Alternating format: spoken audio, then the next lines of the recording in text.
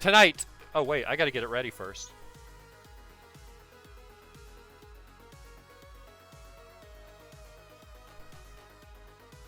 Okay. Tonight on a very special. I'll make the poster. I'll supply the signature. Hey, make sure you use it on a ton of stuff. Get your money's worth out of that e-signature. Make sure you sign me up for some life insurance. I need a rascal. I'm getting up in years. I'll need a rascal soon. So put me on the AARP. Just use the e-signature. Just sign my name wherever you want. Find some kind of new cryptocurrency that's doing very poorly in the market. Sign me up for some of that. Oh yeah, you can also see the show on the Soundstooth app. Thank you for reminding me. Nightbot. Okay. Tonight, on a very special Public Access Live, my guest is none other than comedian and writer Chris Cagle. You'll get a chance to meet him in 3, 2, 1.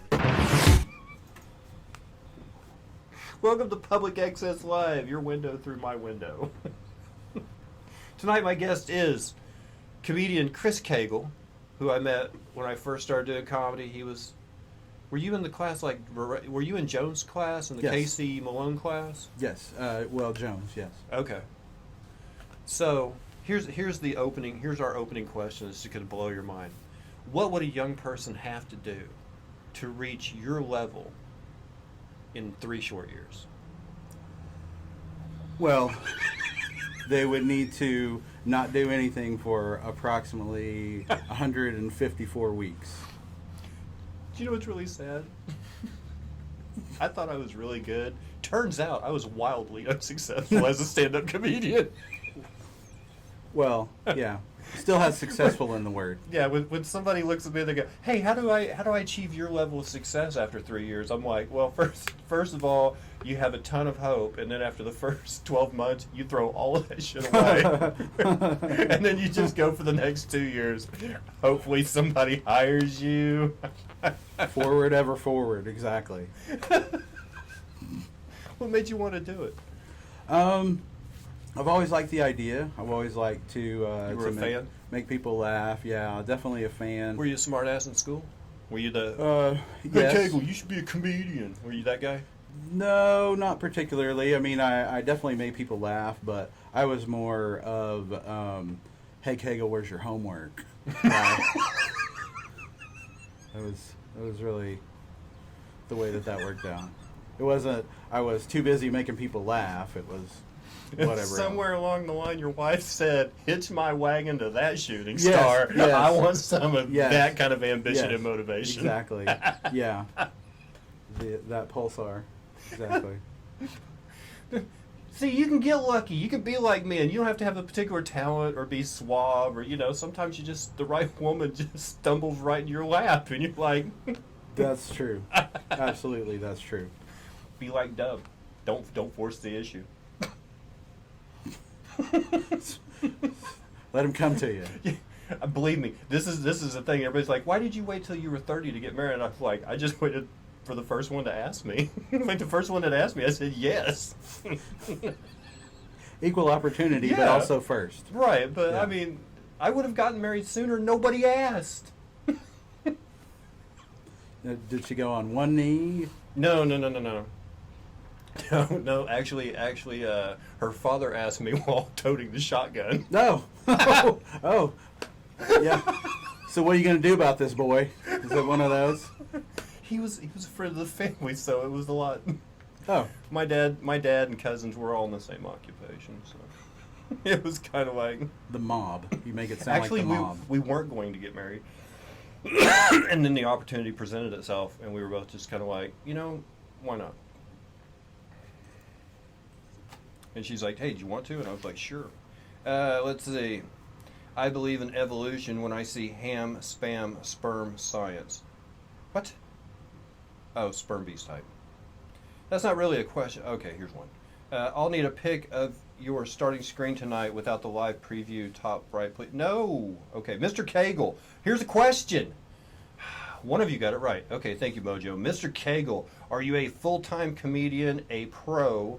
Thank you so much. No. I'm definitely not. I'm a full-time smartass, but that doesn't pay very well, as we all know. And generally, it kind of hurts your career wherever you work. Absolutely, yeah. It'll hold you back. Yes. It'll hold you back a little bit.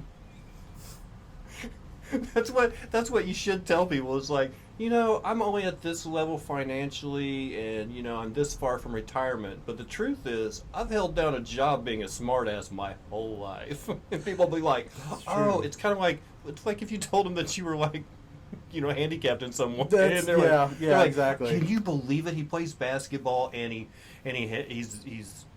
I don't even know the word to use anymore without getting in trouble. Yeah, that's what I was thinking. Jesus. Just they would lean in and say, "He's so brave." He's so brave. Yeah. He's held down a job being a little smartass. Mm-hmm. How did you keep from giving your full ideas? But technically, have you ever been paid money to tell jokes? Yes. Pro. Technically. Counts.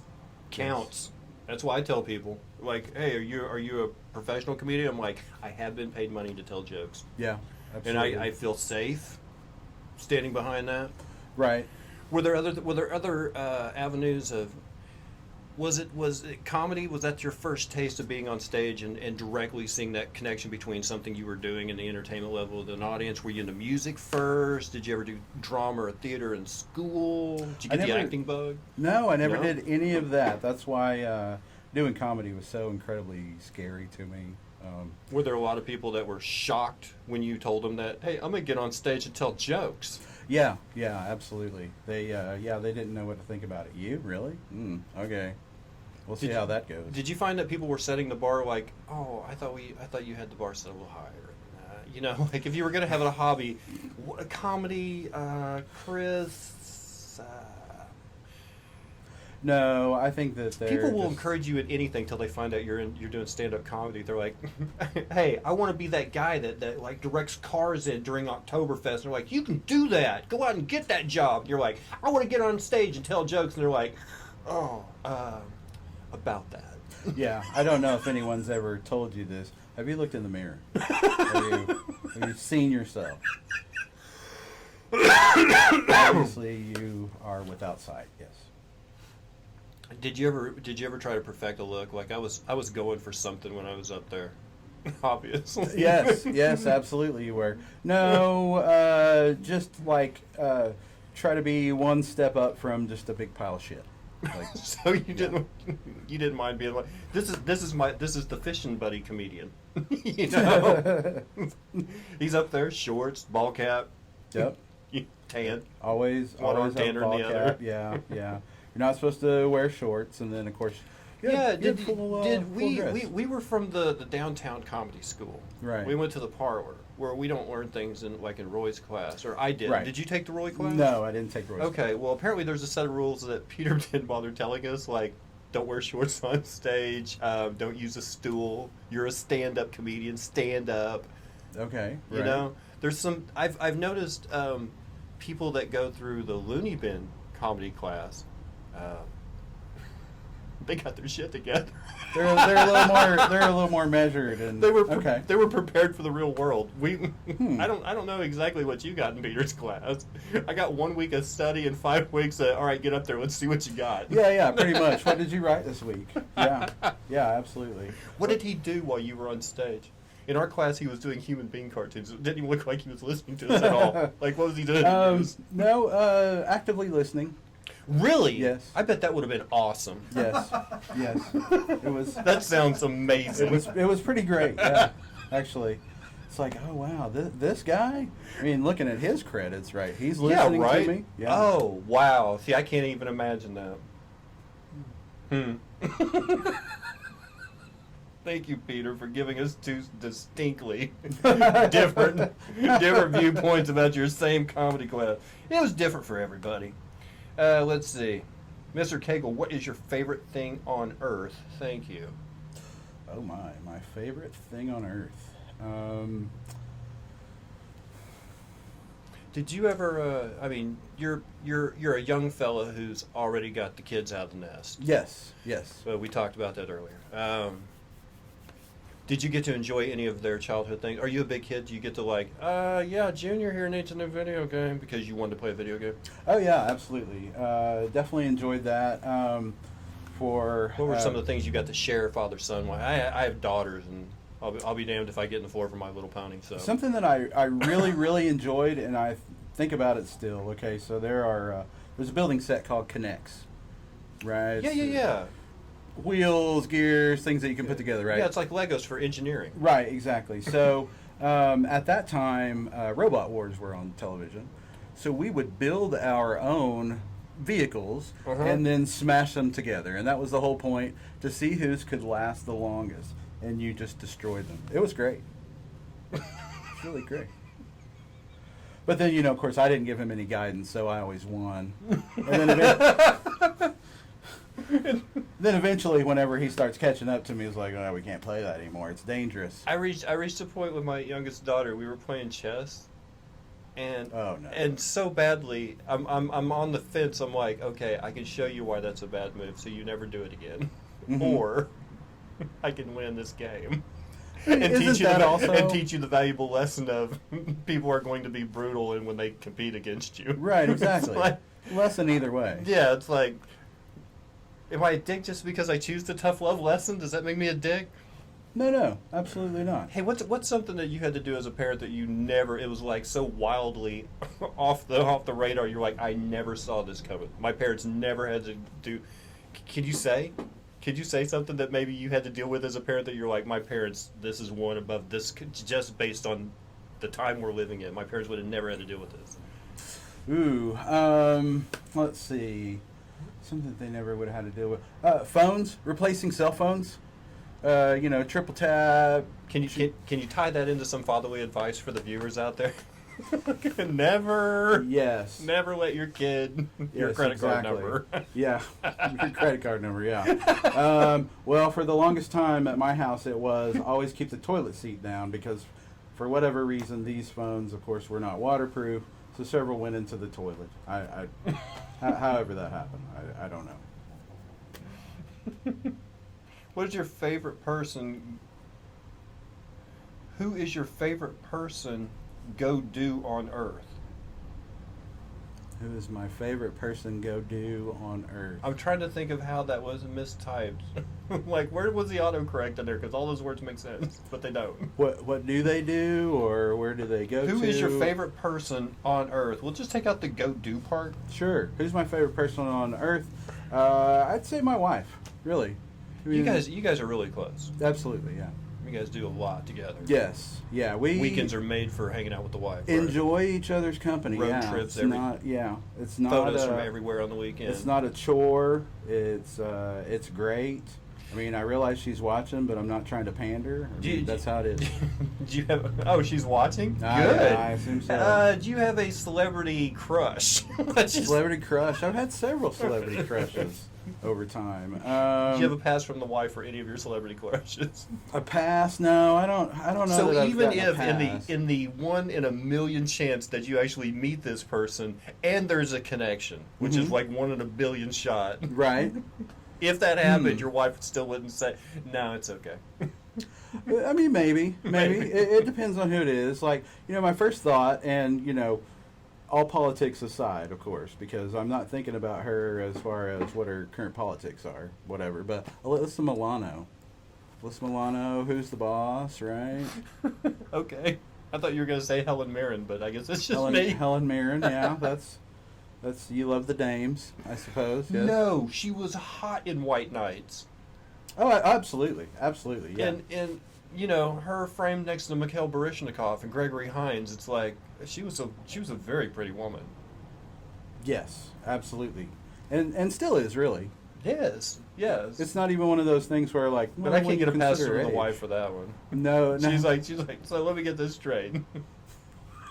If you had the opportunity to have one night away from me, you're picking a 72-year-old woman. I'm like, not a woman, a dame. Well, yeah. She's been knighted. Exactly right. Yeah. You're looking for those. It would be the same thing whiskers. if my wife had picked John Cleese. No, actually, he passed on his OBE. Palin. Palin took, and I think Gilliam took his knighthood. I think those two actually. Mr. Cagle, have you ever considered playing games? Twitch seems to be short of smart asses. Oh, does it? Did your Is son there ever a- watch is there a getting deficit? streamers or?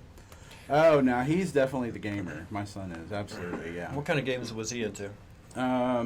He likes the type of games that I... What games would he get mad if you told him he couldn't play? let's Things not done see. around the house, you're not allowed to do that. He used to play... there was a web-based game that I can't think of that he used to play. Similar to Minecraft. Roblox? No, and there was even a monthly subscription. Oh, you know, good. so that's $5, whatever, web-based. I'm not going to pay your next month's subscription if you don't mow that lawn. Oh yeah. That's the best thing about being a parent is holding shit over your kid's head, right?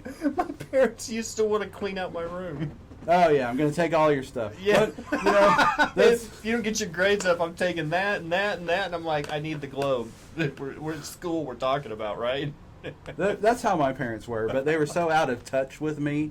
They're like, "You're in trouble. Go get your favorite toy." And I'm like, "All right, I got this." Down in the bottom of the closet. Who cares? Here's my favorite toy. I hate to see it go.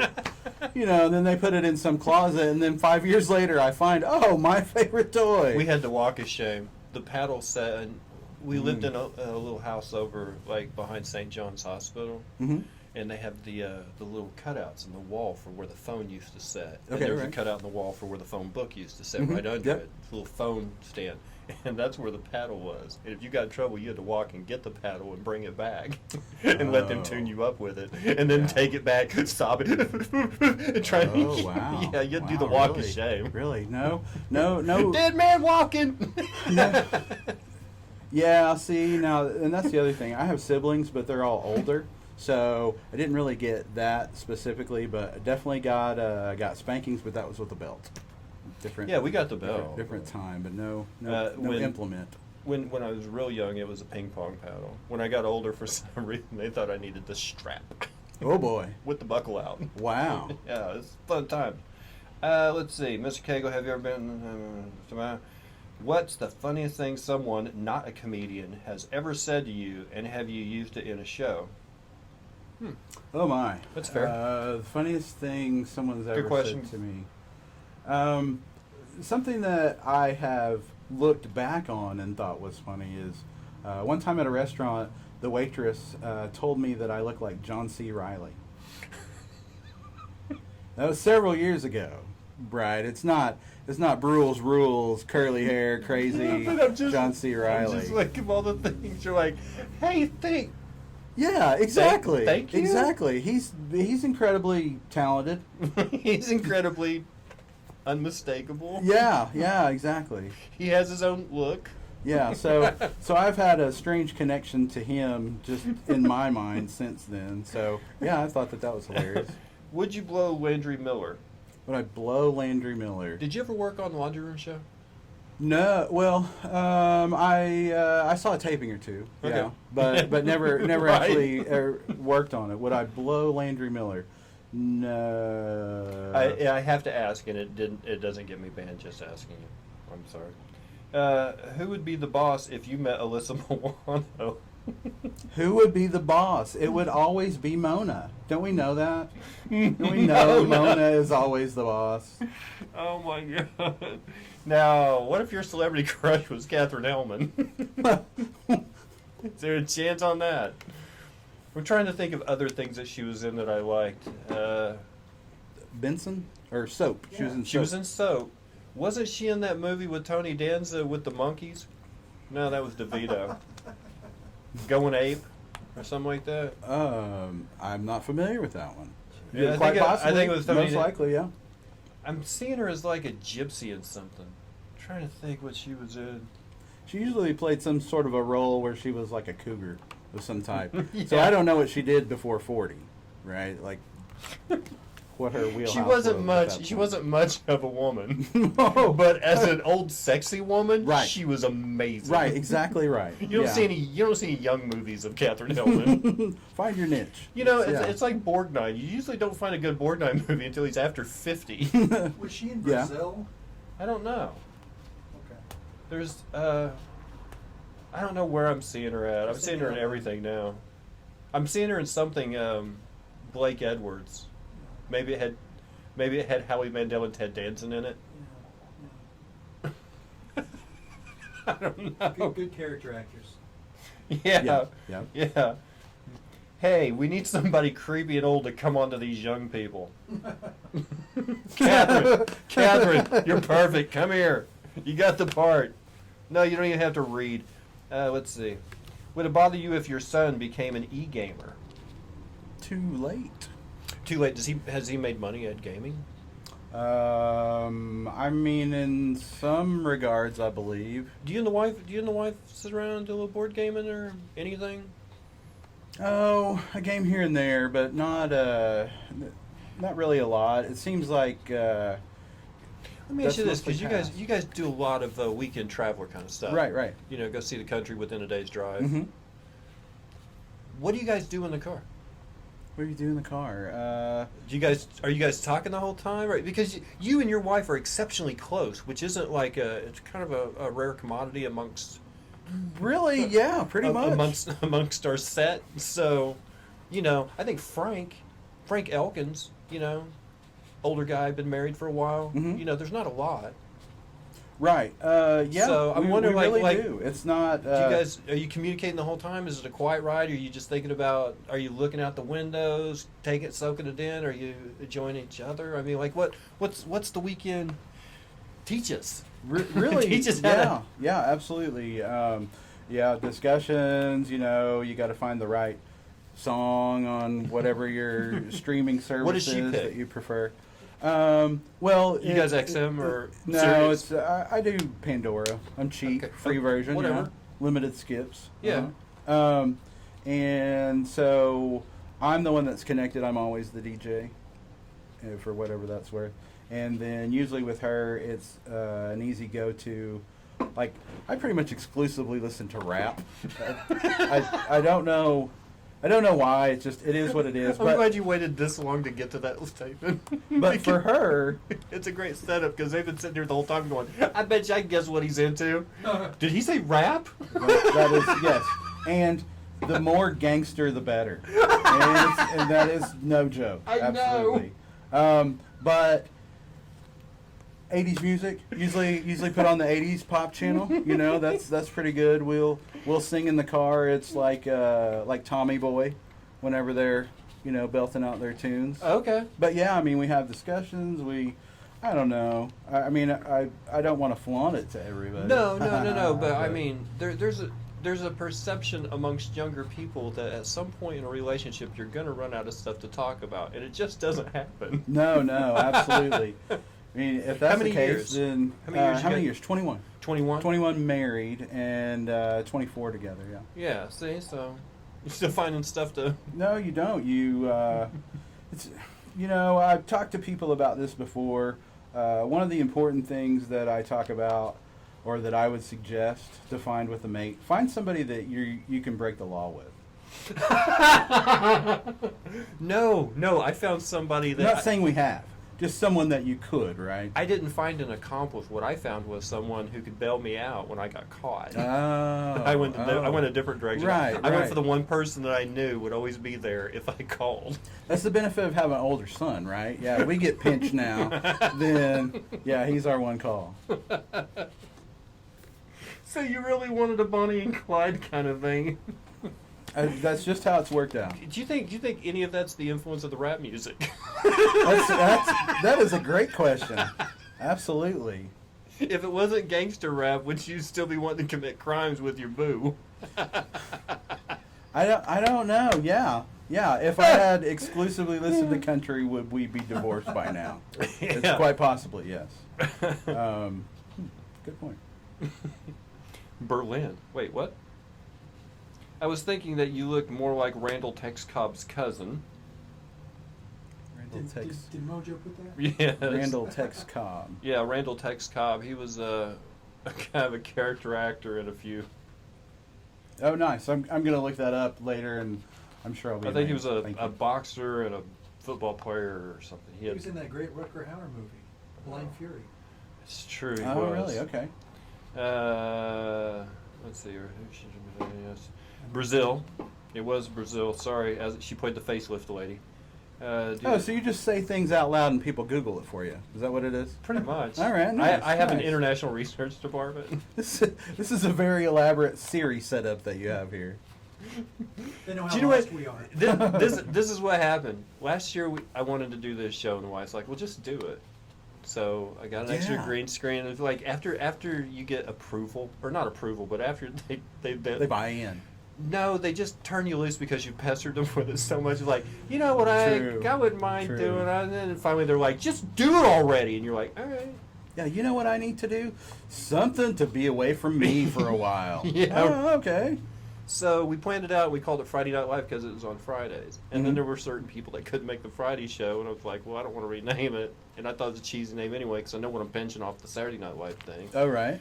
So when Peter was on, he's like, you know what this place, your show reminds me of like one of those old 80s cable TV public access channels. Yeah. And I was like, definitely. perfect. We'll call it Public Access Live. We'll That's- rebrand the whole thing. But it's supposed to be kind of cheesy. Only public access television never got to look at the camera and say, could you look that up for me? yeah, exactly. You know? What's the weather like? Yeah. What's it like at 1 a.m. in Lincolnshire? Tell me. What was the last law you broke? Oh boy. You're not gonna get me today, Copper. Wait, well, no, he's former military. British military. Mm. So I don't know what's... Have you done anything that the statute of limitations has already ran out on that you can brag about? Probably, but I don't know that I'll go ahead and say. But like, what kind of law are we talking? Like God's law? Okay. I got mixed material as it is right now. I don't know. Where are you? Old Testament, New Are you Testament? wearing like cottons and polyesters together? On purpose. Flagrantly, yes. Deliberately? Yes, absolutely. Oh my. What kind of Levitical law do you think? Do you really think you break a lot? Do you eat catfish? No, I don't. Do you like shrimp or crab or lobster? Yes. Yes. Okay, that's against biblical. Mm. Because the only seafood you're supposed to eat is supposed to have scales, So. and those are like bottom feeders. Those eat crap off the bottom, whereas fish with scales filter and the meat's supposedly fresher. So is it strange that I kind of like them more now that you've told me that? Not at all. All right. I'm surprised you didn't freestyle me a gangster rap about it. Oh man. Yes, I definitely would, except I can write that stuff down, but if I say it out loud, What is no good. your writing process? Because I've always some people early on, like 3 years ago, they're like, man, Chris would be good. He doesn't take it seriously enough, and he comes up there unpolished. And I'm like, I always thought you did that on purpose. I always thought the unpolished thing was like that was your shtick. Yeah. And the fact that people thought that you were really unpolished made it even better. Well, see, It's like you don't get it, do you? It's like when Shane Bevan get up there in a bathrobe and everybody's like, "Who's the homeless lady?" You're No. like, "You're missing out. That's not a homeless lady. That's someone playing it really right, well." Right. That's Howard Hughes' genius. Yeah, exactly. I don't know. I think that what I didn't realize is that you're supposed to polish. I thought you're supposed to write all the time. So none of it could be polished because I was busy moving on to the next thing. Oh, see the class. We were class of April 2016. I don't know if you knew that or not. It's a big class for the Comedy Parlor. April of that year is a good month. Okay. But in our 6-week course, we got one nugget of info from Peter that apparently you guys got all of his attention, but you didn't get the fine tuning. Apparently, good writing is rewriting. That's what he told us week 1. If you didn't get that, then you should have been in the class where he didn't give a damn. Well, yeah, that's a good point. That's a good point. Cast you off. Yeah, it would have felt like home. Yeah. Do you do that though? Like write a joke and you're like, that's good, but it could be. I mean, is there like 17 scribbled lines till you get to the? You're like, yeah.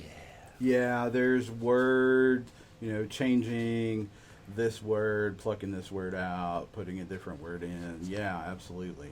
Somebody said he's not Michael C. Hall. Thank you. I can't. Is there a downside to that statement? There's only one Michael C. Hall. That was really obscure. It doesn't get me banned from Twitch, though, so I can stay it on here. Let's see. I've met these people. I'm sure they aren't 100% human. Which people? Which people?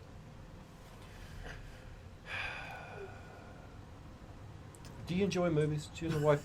Oh my, yes, that's. Do you my guys? thing. Do you guys have time to? I mean, what are you mainly busy doing? I mean, like spending time together. Really, I don't know. Like whatever it is, that's not the goal. It's just. Oh, have you ever seen Buffalo '66? Vincent Gallo, No. Christina Ricci.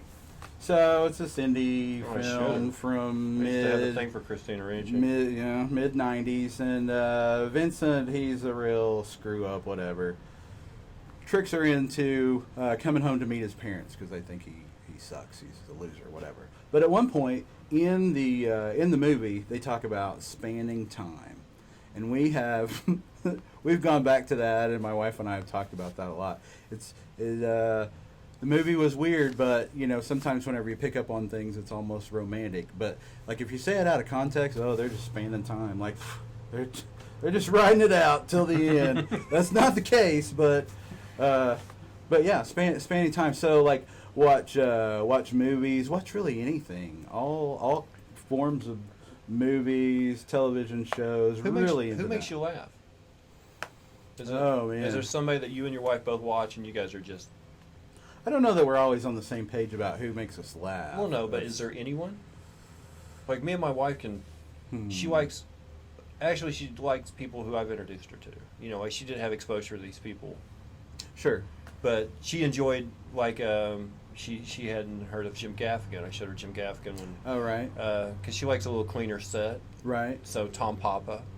Oh, yeah. Richard Jenny. Papa's good, yeah.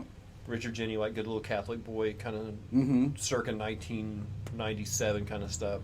Yeah, it's real open to that. But Let's see. We watched Wanda Sykes, yes, not very long ago. Her new stuff on Netflix. That was pretty funny. Pretty. I heard some laughing from that. Right. I'm doing my. Oh, you're laughing too. All right, good. Do you see yourself like really pursuing it, like going after the dream? I don't know. I mean, there are some aspects of it that, oh my gosh, there is nothing better. There's nothing better than thinking up some words that hopefully no one's said in that order before. Right. And then so of course nobody has claim to it. Right. You can Google that and see hopefully if you can figure that part of it out. But yeah, and then saying it out loud, giving birth to mouth babies, like I think of it for whatever reason, and sending them out into the world, and people are laughing at them and pointing. Giving birth to mouth babies. Exactly. Nothing better, really, than that. But there are so many other components to actually performing that some of that is not. I gave you a set. I gave the world 150 jokes. My mouth wore out. Exactly. What do you want from me? You think I'm some homeless dog? Thank you. Mr. Cagle, what was the last bad joke you wrote? I usually just go with the last joke I wrote. The entirety. Yeah. I don't know what was the last thing I wrote. Yeah. I mean, I could look. Can you do that? Can you do that? Let's see. I'm trying to make it quick. You still... There's no dead air. This show goes on whether... You're still in front of the window. Oh, yeah, that's true. Let's see. Lots of raps in here.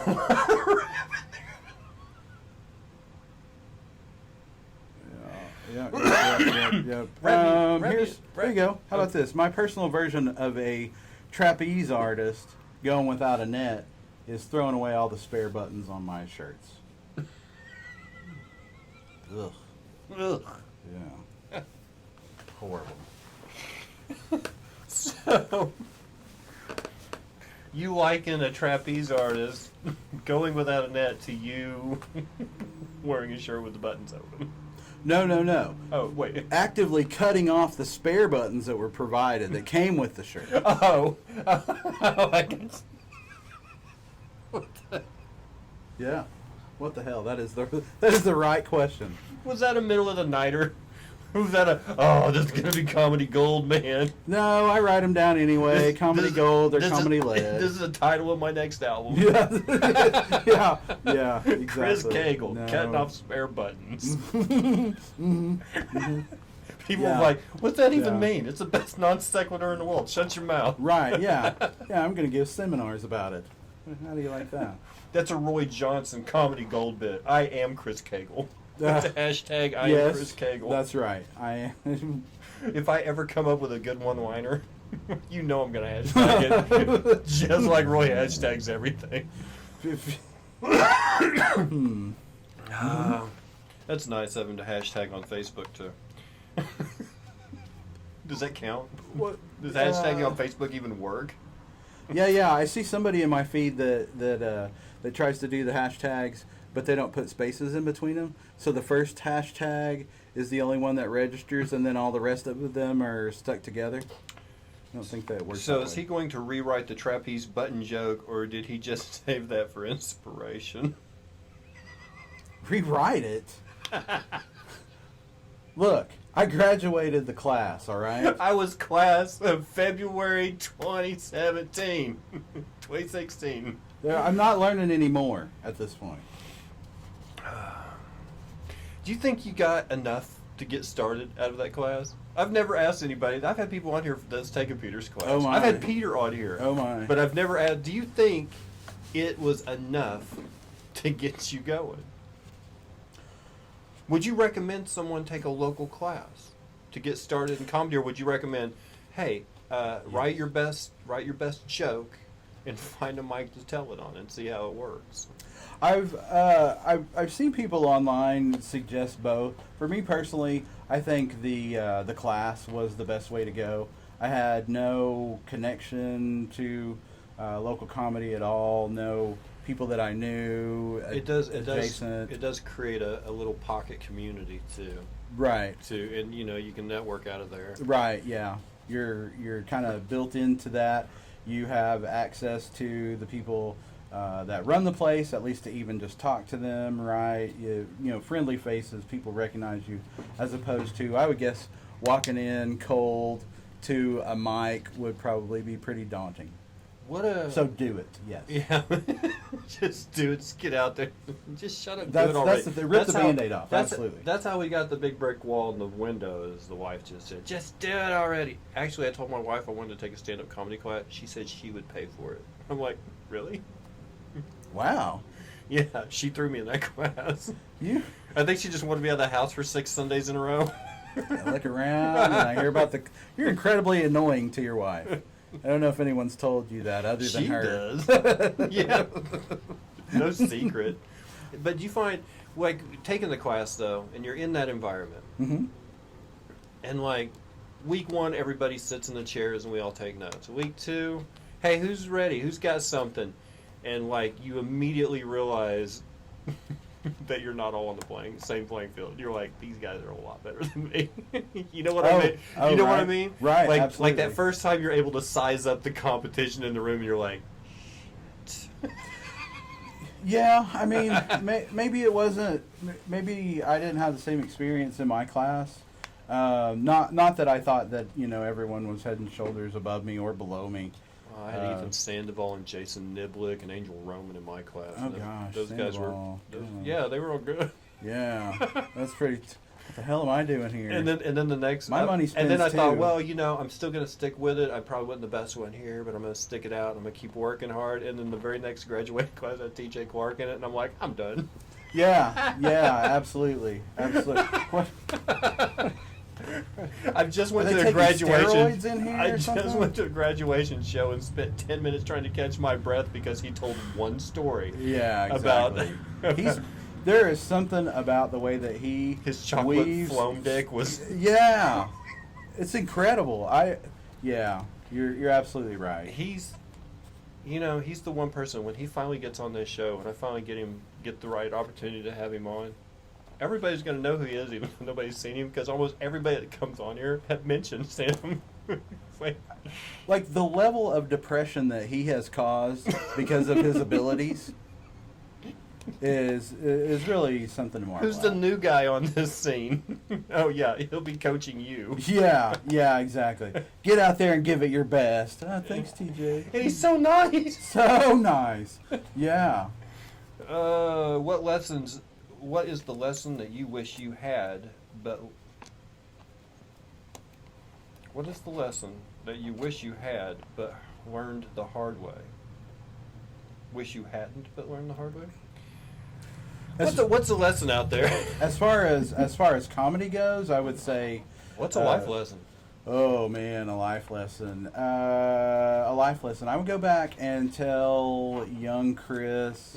Time goes on, right? Time goes on. Are you working towards something, or are you just kind of meandering down, right?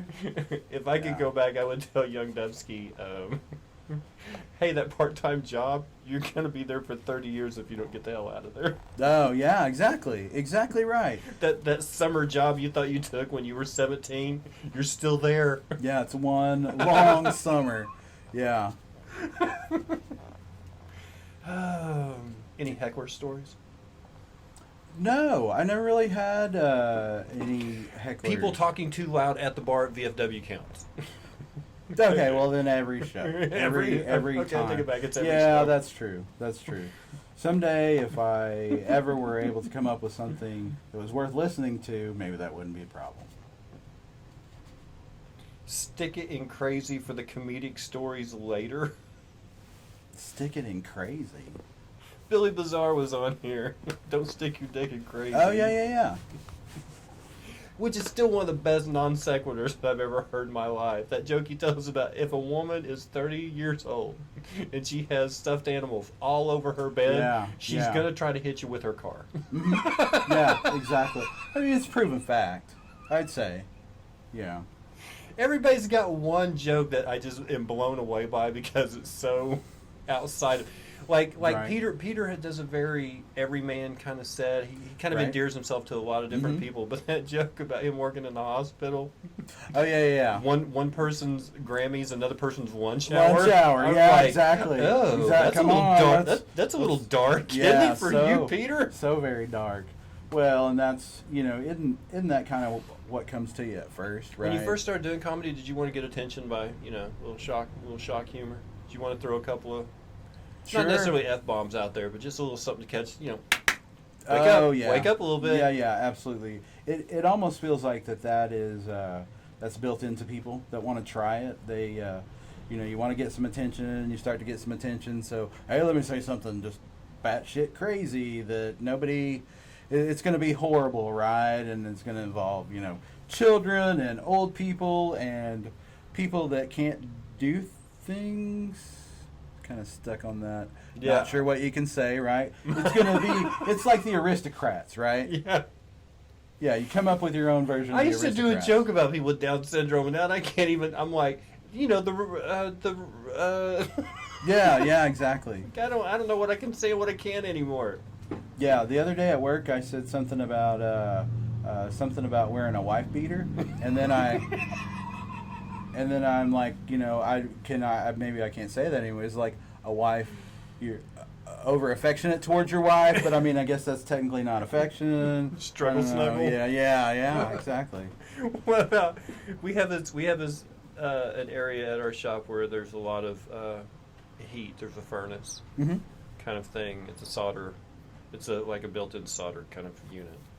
It's just for heating, for soldering copper together. But on the wall we have this asbestos board there because it's real close to that, and you don't want, the wall catching on fire. Right. And someone actually that was at the shop was like, "Hey, what's that on the wall right there? What's that material?" I was like, "Oh, it's a fire retardant."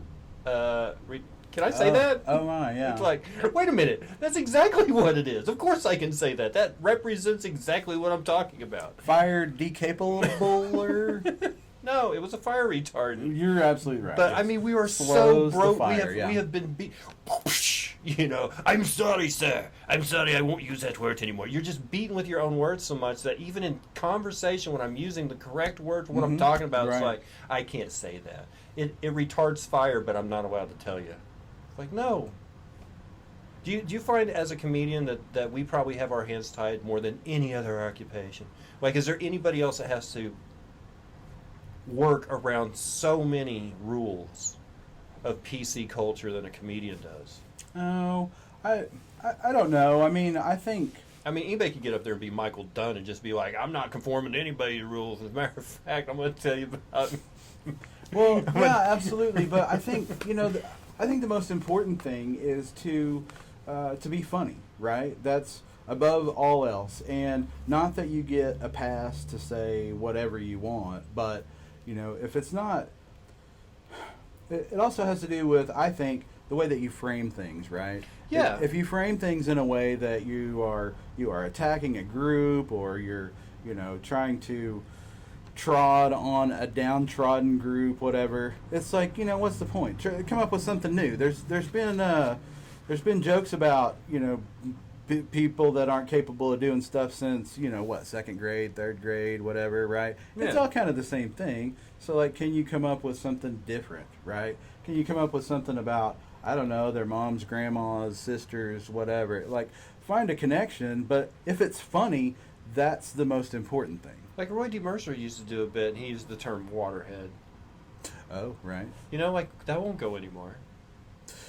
I mean, yeah, you're right. The terms are different, and terms are different now than what they were, and then even from what they were, terms were different, another 20 or 30 years Just before think that, in the too. 5-year span since Always Sunny in Philadelphia released, Sweet D is dating a retarded person. That Right. episode right there. Right. In 5 years' time, Yeah. that would not go. You can't say that anymore. Just a Can't say whole episode is just so... the South Park can get away with offending someone once a week with cartoon Sure, cutouts and sure. stop motion animation. Right. But you do that with real people? No. Now, yeah, and then I was definitely surprised the first time I heard someone say, "Don't say the R word," because I had to go through my mental index of the bad words and like, Robroy? What are we? I have no idea. Runt? Recidivism? Yes. Just adding R at the beginning. Took a minute. Rit, Yeah. Ruck? Yeah. What R word? Mm-hmm. No, I found out. I didn't realize that. I thought we were immune from it until. Like your grandfathered in? No, sort of. Just, oh, he just says stuff like that. okay, see, I didn't find out about how uptight people could get and that they could just go in completely the wrong direction until I did my closer one night at Lot 6 in front of the Cool Kids of Comedy. Okay, right, yeah. And a couple of them afterwards are like, about that closer, you might want to not use it anymore until you kind of work it out a little bit. And I'm like, what's really wrong with it? And they're like, it's a bit racist. Because the premise that I was starting before I started Punchlines was I was tired of people taking away my white male role models. Oh, right. And I mentioned the female Sherlock that was on CBS and the Ghostbusters movie, Right, and I right. said the next James Bond might be a black guy. But the joke is generally about people with Down syndrome. The whole rest of the closer, it's like I made one mention of a black guy in there, and they say the joke's racist. Like, if you had listened to that joke, you would have found out a long time ago it's against retarded people. It has nothing to do with black people. I don't understand how you took that one little word and made it, oh, you're a little bit racist. No, I'm not. I'm insensitive. Good Get point. it right. Good. Yeah, exactly right. Exactly. Yeah, no one else's feelings are considered. Yeah, absolutely. I mean, basically Peter told us that you can make a joke of anything as long as you made it funny. Yeah, You know? definitely. If you're just up there ranting, Yeah, no. because you've seen Carlin do it, but Carlin was funny. Yeah, For it 30 years before he became a ranting, cynical old man. That's not what it is, right? Like, whenever you see a 5-star chef dish come to the table, it's not he just threw some shit on a plate, right? There's all kinds of preparation that goes into that. So whenever you get into like a grandpa rant, that is not like, oh, my grandpa could have been Carlin. No, he couldn't. No, he couldn't. So everyone that has seen Billy Connolly loves him. Have you ever seen him, and what did you think? You know who Billy Connolly is? Scottish comedian. Billy Connolly, yes, it's on Storyteller. Boondock Saints. Yes, Yes. storyteller, long form guy. I don't recall having seen any of his comedy, but I'll definitely have to check it One out. of the funniest men alive. Yeah. Really, If you can definitely have some fans here. if you remember a title, Billy Connolly live at the Hammersmith Odeon is one of my favorites. Oh man. It does. It has like a lot of his best Master bits. storyteller. Yeah, he's a really good storyteller. So, is it the type of thing that for days afterwards I'll speak with an accent? Because I pick up accents, so that might not be a good thing. Well, it might be an okay thing. It's always good. Have another trick in the bag. True. Yeah. I can't do Billy Connolly unless I'm telling one of his jokes. It's like I can't do. There's like one joke that I do that I can't do unless I use the Super Dave voice, because the first time I heard it was Super Dave Osborne telling it. You know what I mean? Right. Yeah, that's your memory. Yeah. So every time I'm thinking of that opening of, there's two guys sitting in the bar drinking, it's always, hey, there's these two guys sitting in a bar having a drink, because Right. that's how I heard the joke. Right. Yeah, that adds some sort of an essence to the joke as well. Human resources or Karen in finance. I'm sorry. Do you want to do movies or television or stand up your ceiling? Would you want to get paid to be Chris Cagle for other people? Yeah. There's a lot of self-torment that's involved with that. You don't. So I'm in. I'm in. But yeah. I definitely would like to get paid to do stuff. I like money. Fair enough. Mr. Cagle, do you like sports? No, Not a sports guy? I really don't. No. Not even like a fishing count? We got That's an Oakland A's. Oakland A's hat. It's yeah. an old Oakland Hayes hat with the pachyderm on it. Mm-hmm. But no, I just wear this so that people ask me about what I think about how the A's are doing this season. I don't follow them, but no, Really? I really, I don't like sports. It's strange in my family. My father never really watched sports that I'm aware of. But both my Lucky. brothers, I've got a brother that's 14 years older and a brother that's 10 years older. Well, they both enjoy sports, right? As far as like watching football, OU, all that good Yeah. stuff, right? Never but they were pretty much gone by the time that I got to 9, 10 years old, whatever. Never really watched it. Did never your really alma cared for mater have athletics, or did you JUCO, or it. Well, did you go to a state university that had a big team and everybody wore colors on the weekends? And no, I did not go away Sang to songs college. and- No, okay. no, that was not my experience. My experience was JUCO, and then I didn't want to be here anyway. Oh, we got our grades. I didn't want to be here anyway. As a non-sports fan, do you still buy into things like? Do you still make time for the Super Bowl, because commercials are just crazy once a year, and there's going to be a halftime show that somebody's going to be talking about the next day? I mean, do you still watch it for the social aspect of, I'm going to watch this game because people will be talking about tomorrow, and I don't want to be left out of the conversation? Do you still What do, a do you, cooler talk. Yeah, do you find yourself bound by the social norms, or because I won't watch the Super Bowl unless there's literally nothing else going on that day. Right. No, I mean, I know that there So- was at least a decade that I didn't watch it at all. I've cleaned the corn out of the dog's poop. I have Right. literally nothing else to do today. What's going on? Well, there's the Super Bowl. All right. Yeah. Oh, No, I really don't. If I want to watch commercials, the commercials that are on the Super Bowl, then I can watch them online, YouTube, whatever. See, right? that's the thing. I am so against commercials. At this point, me too. Yeah. I've got Netflix. I've got Amazon Prime. Yep. I don't watch commercials ever, and then something comes on TV other than PBS, because Masterpiece Theater, may you live forever. But Right. Thanks, Koch brothers. for sporting events and stuff, it's like you go on there and what's with all the commercials? Because I only watch soccer. Right. In soccer, there is no commercials. Other than the ones that they display. Yeah, on other their- than the ones they did. That's why they have sponsors on their shit. Right, Because they, like yeah, NASCAR, it's 45 minutes a game, 10-minute halftime, 45 more minutes a game.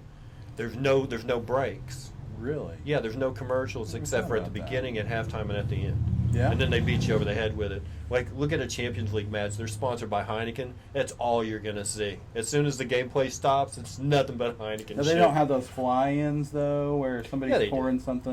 And probably. you can't see somebody get a yellow card or Some whatever. overlay or something. I don't know. See, that's my problem is I know just enough about sports to be dangerous. So if I say something like, you can't see somebody get a yellow card, they're like, oh, what's the deal with Arsenal? Oh, going... IT crowd, yeah. There was somebody, was it Brad Malone? There was somebody I saw on Facebook that said, I hate Tottenham because I'm an Arsenal fan. I hate Chelsea because I'm a human being. Like, Oh, For shame. Brad Malone had that posted on his channel. You can thank him. He's your friend. All right, let's see. Love Billy Connolly. Yes, we all do.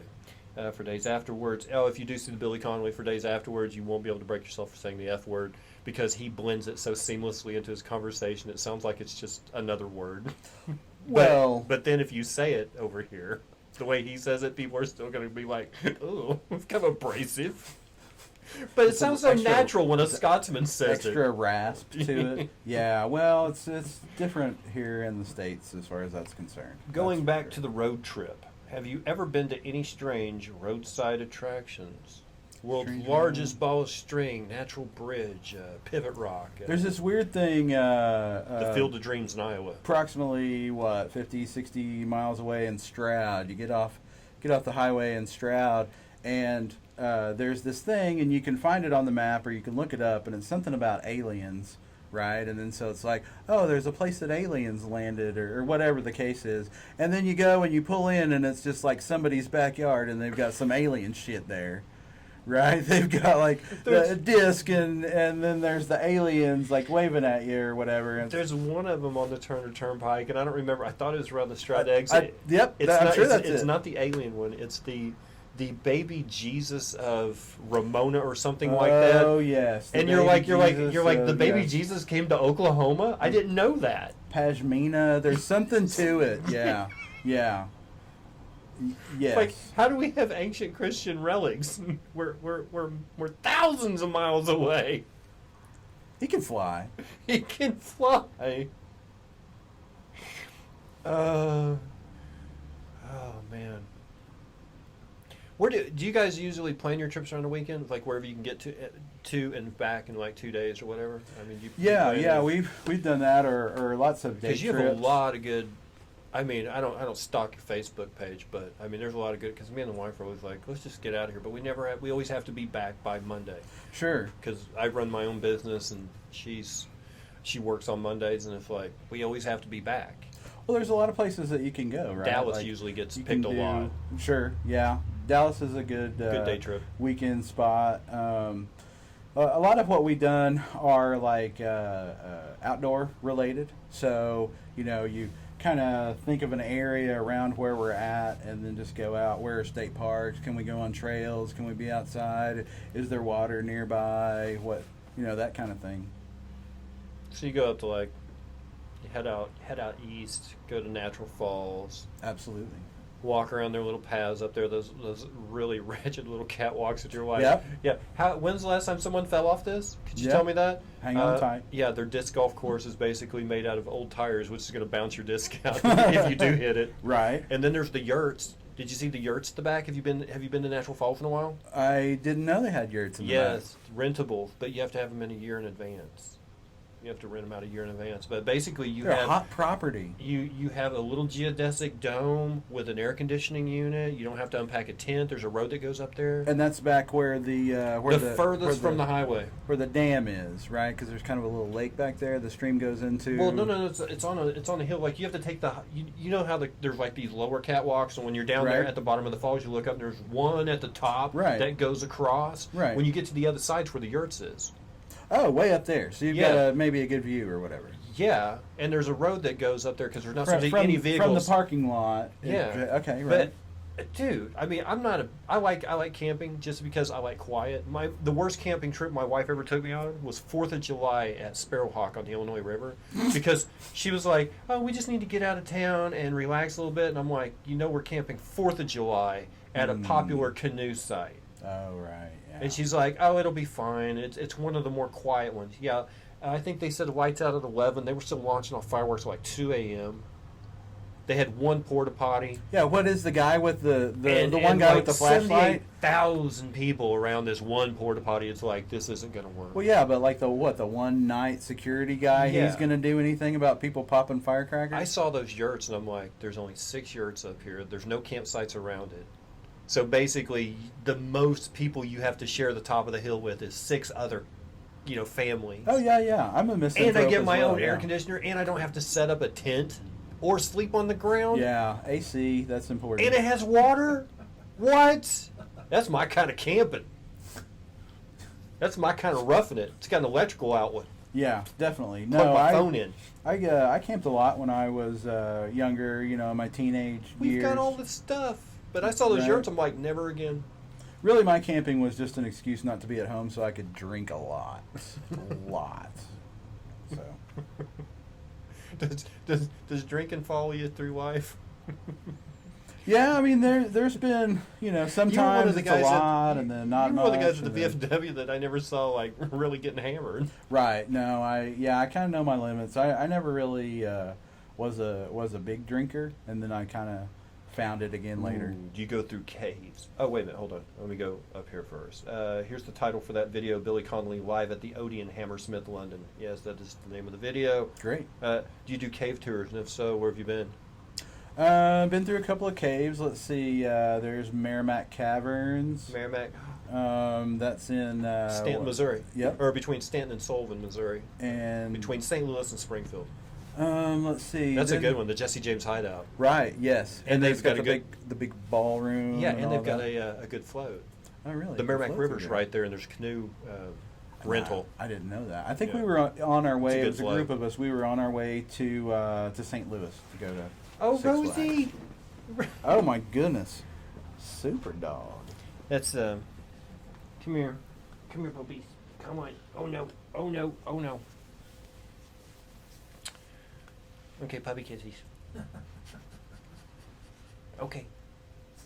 We had a dog for 10 years that got horribly killed in front of the children Oh my goodness. about a month ago. So Oh, each of them, goodness. they had a yard sale so they could raise money, and each of them bought their own dog. So you went from 1 dog to 3 dogs? No, I went from Two. 1 dog to 2. Two dogs. Okay. Yeah. But the white, Oliver was my dog. He sat up here during the show.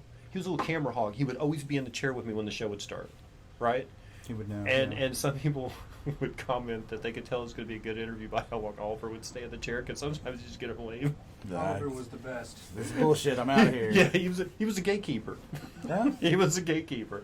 We've had 6 episodes, and I keep looking back, going, I wonder if Oliver would have liked any of those people. Aww. Aw. But Rosie likes everybody. Well, back to me in my cave spelunking. Fantastic Caverns. You go. What's that? The New Mexico one? No, I haven't done a lot out west from here. Whatever the one in Silver Dollar City is, been to that a couple of times. There's a really good picture. When you go through Silver Dollar City and you get the pictures taken or whatever. So we did that, and my wife and I, and we took our son. He was about 14 or so. Yeah. Get out of the car, walking in, it starts pouring rain in, right? He didn't really want to be there. At that point, none of us really wanted to be there. Let's go in the cave so that we're at least not out in the rain, right? So they take the picture, the tiny picture that you get the sample, because you don't want to buy it. And of course, we didn't want to buy it. None of us were happy. But I've seen it later, and we're all just straight face. That's appropriate. All 3 of us, yeah, we just had an attitude. Like, you could tell right after that, we definitely murdered each other. Well, We're all dead. we live in a good area where we have these little day trips. Like you can go to Branson, Mm-hmm. see Silver Dollar City, or you can go to Eureka Springs, a little day trip. you know. Right. Did you ever make it? We're close to the same age. Did you ever make it to Dog Patch? I went to Dog Patch USA. Yes, my parents took me, and Nobody went there on their own. I think. Well, good point. Yeah, Daisy May, or what was her name?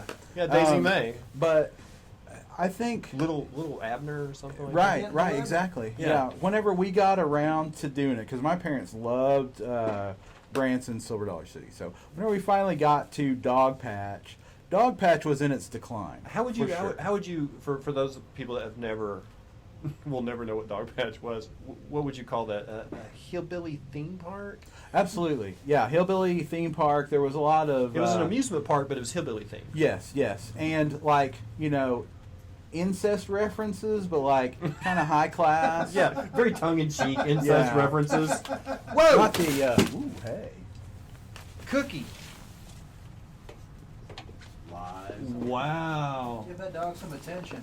That dog just ripped down the lighting in here. Goodness. She is. Okay. She's on one. How did you get out? Well, she was. I think you just saw how she got. No. See, one of them. She the Kool-Aided little out. one, the daughter that the little one belongs to is here. Mm-hmm. The daughter that the big one belongs to is not here. That's why I was like, how did she get out of her room? All right. Are we So still- Dog Patch. Dog Yes. Patch. Dog Patch was Granny Yoakum. was a comic Granny Yoakum. was a comic based theme park. Yeah, I guess so. Basically, we got there. I think my parents. One of the only things that were open, maybe there were a couple of water slides, and then I rode paddle boats by myself. So I'm out on the lake. Just I remember a like a sky ride. I remember like okay, yeah. sort of that. You get in like a car, and it brings you down the hill, It was, right? it was And like then the one takes you at back it was up like the hill. one at Bell's, the not the one that you got inside of. So the ski lift. Yes, the ski lift. Mhm. Okay, so they had one of those kind of around Dog Patch. I remember riding it, and looking down on the park, Mm-hmm. and seeing the character guy down there when the one gal Yeah. on his overalls and Absolutely, yeah. a red handkerchief hanging out of his back Mhm. pocket and all that. Right, crap. he was definitely a blood. Yeah, Yeah. yeah. It was like late 70s. I don't know. He was listening to gangster rap. No, he was a founding member of the chapter, the area chapter. I'm sure. Right, the Harrison, Arkansas Bloods. Yes. Yeah. They used to always get down with the Hot Springs, Arkansas Crips. Yeah. It's like the original gang wars. Oh my god. What kind of crime would that be? Like hill on hill crime? Yeah, it's probably cousin on cousin. Cousin on If you cousin. had to know, yeah. Wow, how did that happen? Is everyone okay? Yes, everyone's okay. The dogs attacked the studio. It wasn't even the little one. Here's the thing. The big one was from a seedy place. A mill? I don't know. I think they were starting. Oh, I think it was. I think a Kickstarter I, mill. I think it was like. How do you I think do it that? was like the origin story of a Marvel villain. Several generations from now, yeah. Yeah, what flying happened dogs for was- sure. Go fund Well, they raised money for these dogs, right? And the big dog, the bigger one, my youngest daughter, she was like, the night she had the money in her hand, she's like, I've already got the dog picked out I want. I was like, Burning "All a right." hole. Yeah. So it's like, well, we'll wait till tomorrow. And next day she was like, I still want that dog. I was like, okay. I was like, where did they live? And it was somewhere between Henrietta and Oklahoma City on like 40. But the Oh, boy. directions they gave us, they had us drive through Stroud. We could have just went straight 75 and straight over, but they had us taking this windy road. They're like, we weren't going to sell her, but we needed a new porch for our trailer. So that's exactly what the woman said. So we get there. What are you going to do with that one? Yeah. What are you going to buy with that one? So we get there, and it's a dirt road, and there's a trailer in front that looks like it's been abandoned. It's like, well, we got tired of living in that one, so we bought a new one, but we never did anything with the first one. So there's like the falling apart trailer, and then there's a newer trailer at the back. I think I've heard that Jeff Foxworthy joke. And then You live in a trailer behind an old trailer, whatever, yeah. the woman who lives there with her son, the son is welding wire together to make what looks like will be a pen. There are 4 bitch dogs with tits swinging in the driveway, so I'm assuming they found out how much they could make off of a few puppies, and then they just knocked up everything in the house. Oh my That's goodness. horrible. So the big dog, when she was a puppy, she was like 11 weeks old, and we go to pick her up, and she's in the trailer. She's like, "Oh, come on in, I'll show you the." So we go in there, and she's Yeah. like, and she was supposed Immediately to, well, hit with the smell this- of a yeah. 1,000 packs of Camels, and just just rank with smoke and tinfoil on the windows, and of course no porch.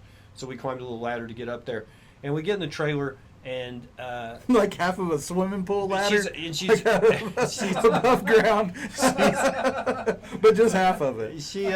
She's like, let me get the puppy. So she walks off, and then she comes back. She's like, now, because it was advertised as a Yorkie poo, which would tell you what?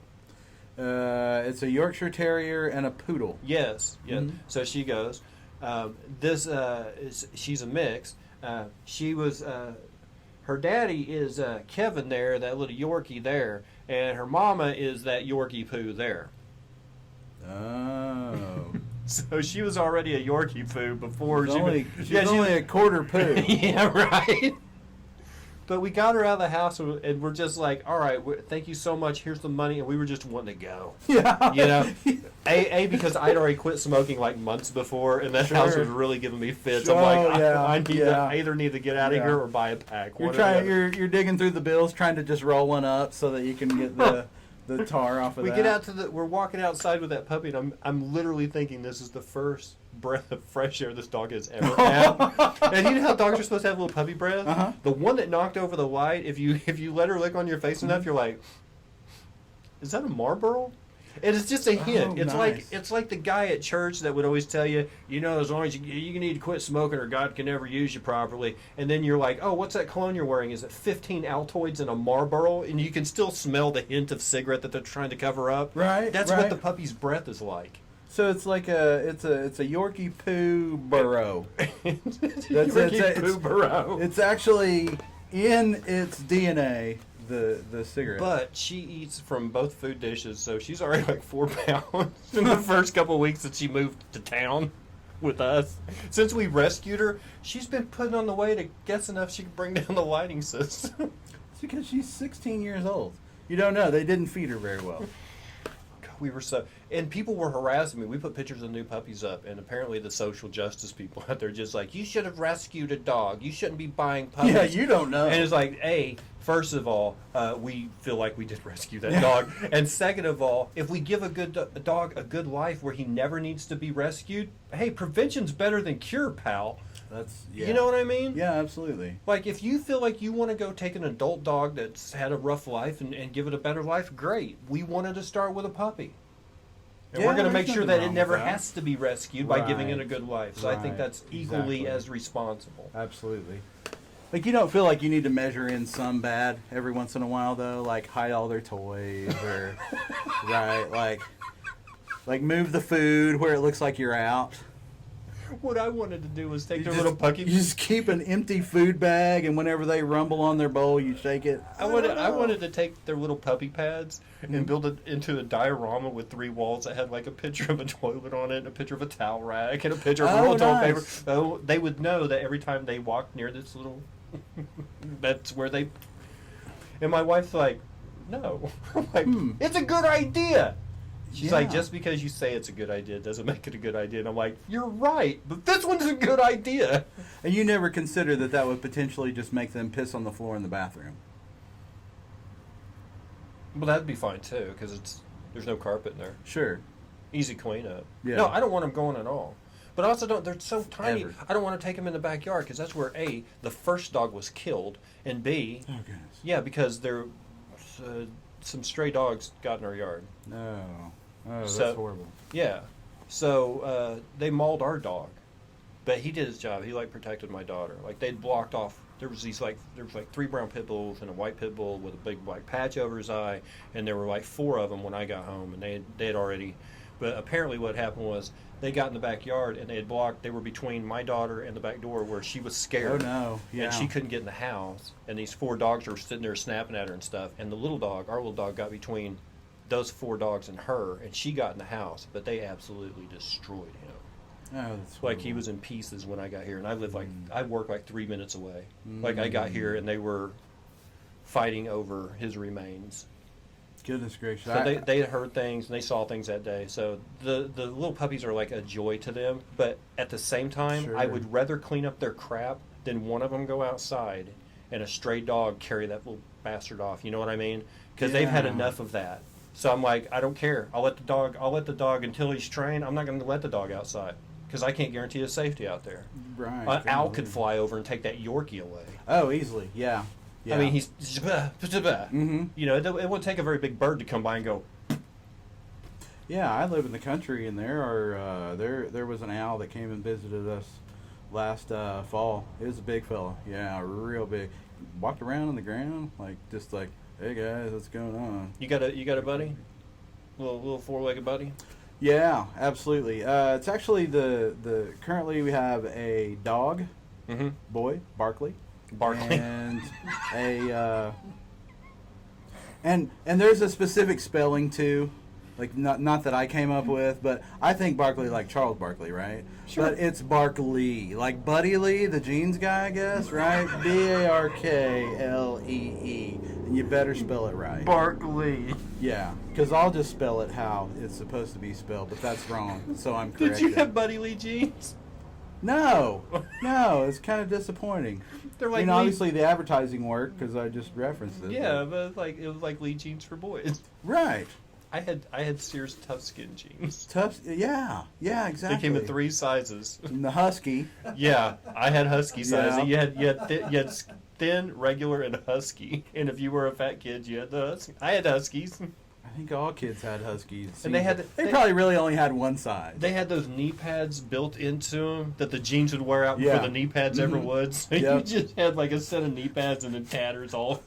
Like a lone flag flapping. Yeah, It wasn't absolutely. flap, it was like made of starch. Battlefield. Yeah, absolutely. Little knees would wear out before the knee pads would. Right. Yeah, those and Garanimals as well, right? What 'Cause about you're the gonna knees? Granimals, yeah. You're going to get color coordinated. Yeah, because you got to know that those green shorts go with that green striped shirt. So we got to put the same. Right, We got to right. put a zebra on both of them. Hey, let's all make the assumption that every kid is colorblind. Match the zebras. Match the zebras, You Bobby. know, I'm trying to think of all the dumb stuff that I bitch about with my kids. It's like, oh, you kids don't even have to work hard anymore. Look what they're doing for you. And I'm like, when you just said that, I'm like, oh yeah, they made our clothing real easy, didn't they? Right, exactly. Not that you got to pick what you want. Hey, can anybody find a belt with the zebra on it? Because I've got a shirt and pants with the zebra on it. I need the zebra belt. I got to have it all matching. No, it can't be the elephant. Elephant doesn't go with zebra. Oh. Nope, just the emu. That's all. So has Mr. Cagle ever seen Bigfoot or what? Seen Bigfoot? What, have you smelled him? Yeah. I hear you smell him first. We've been carrying on a relationship for years. No, I always hear like the smell of the Sasquatch. Like they're always like, you smell him before you ever see him. Yeah, no, I have never seen Bigfoot. That's a great question though, because this is Bigfoot country. Yeah, it's the theoretical half man, half ape that has somehow managed to avoid all cameras Yep. and all infrared technology for years. But at the same time, they're clever like that. They don't remember to take a bath, and they stink really badly because you can smell them. It smelled like death coming, and I knew the Bigfoot was on his way. Exactly. We don't have smell cameras though, so Yeah. that's Motion activated deer cams. Nope, they're too clever for that, but can't take a bath. that's right. It's weird. So weird. Hey, Dubs, I actually don't think I have ever been in here when you've done this. Oh. It's like the UK with the Loch Ness Monster. No. Because I've seen the Loch Ness. I've seen Loch Ness. Right. And it's basically a big lake, a loch, surrounded by a ring road and a few houses here and there. And people can always look down and see ripples in the water. Whereas here, you actually get guys in bars thinking that their story of seeing Bigfoot will get them laid that night. Whereas I don't think they have that problem in Scotland so much, because if you've seen Loch Ness, they're like, sure, you saw Loch Ness. But here they're like, tell us more, Whiskers. Tell us what the beast smelled like. It always goes back to the smell. Yeah, of course. It's Bigfoot. Pheromone based. Well, I mean, a lot of people would probably focus on the size of his feet, but I mean, I think the smell. I mean, what do we really have? We've got some grainy That's a good point. film footage from the 1970s. Was the last time one of them was stupid enough to get caught on film. Right. And you got the smell. That's it. Yeah, I suppose so. Yeah, because it's not Smellfoot. Why would it be Smellfoot? Big smell. Do you have any? Where do you stand on medieval torture? Medieval torture. Yeah, don't you think it's a little excessive that they did so many different things to the body after the guy was dead? Ooh, excessive? I don't know about that. I mean, seems like they would do an awful lot to you before you died as well. Where do I stand on medieval torture?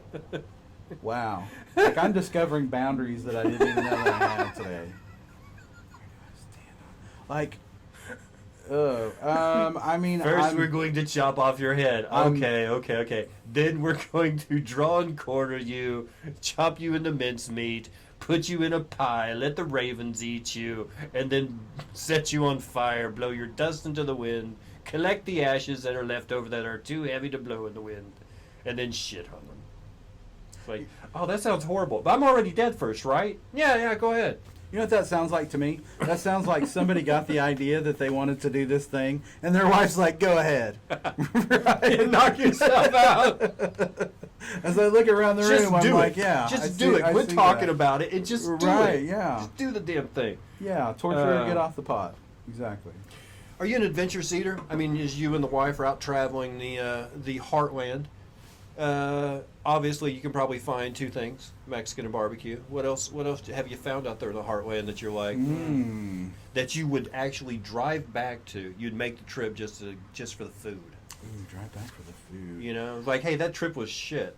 We saw nothing. It was just another field with cows in it. But we did find this little Italian place. You know, I mean, you know what I mean? Right, absolutely. And we would go back because the scenery was garbage, but this place was. I mean, what do you got? What do you got for us? Yeah, I mean, I like. You should have your own travel program. I like burgers. You should be our travel correspondent. Oh yeah, that would be nice. We could talk about that. Yeah.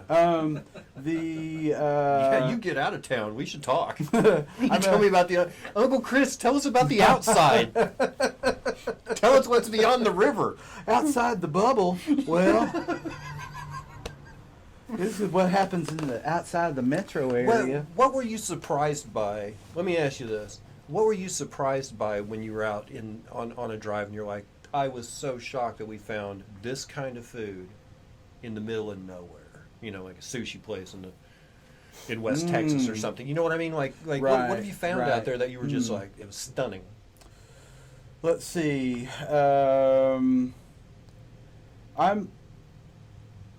Let's see. We have had some good Italian, and we like to do a lot of Route 66 stuff. You know, Okay. I'm a big. I like burgers, right? So, just different, various burgers have been my thing quite a bit. You can't hardly do a burger wrong, right? If you're unsure of the quality, like, hey, let's try this place, or I mean, there's been some quirky places that we've gone to, but I don't particularly remember them. That's why my wife takes all the pictures. You're gonna be that guy. Well, I mean, I don't remember the name of this place, but boy, they had a good burger. And here was the. I mean, most likely, yeah. I don't know what it is. I don't No, remember actually, things. we're this now. Like my grandparents' generation was the. They had the slide projector. Right. And you get over to their Absolutely. house, and it'd take them like 15, 20 minutes to set that screen up and get the thing focused in, and then Yeah. get it all. Yeah. And they would show slideshow. Oh, great, Grandpa got the slides out, And then later on in life, you're like, I wish I'd spent more time looking at him tell stories and slides, Oh, absolutely. But my parents were the photomat people. The Moto Photo or the Fox Photo, where you Right. take your roll of film in and get your pictures back, and you start sharing with people. Oh, look, this was us on vacation. Now it's just, Really?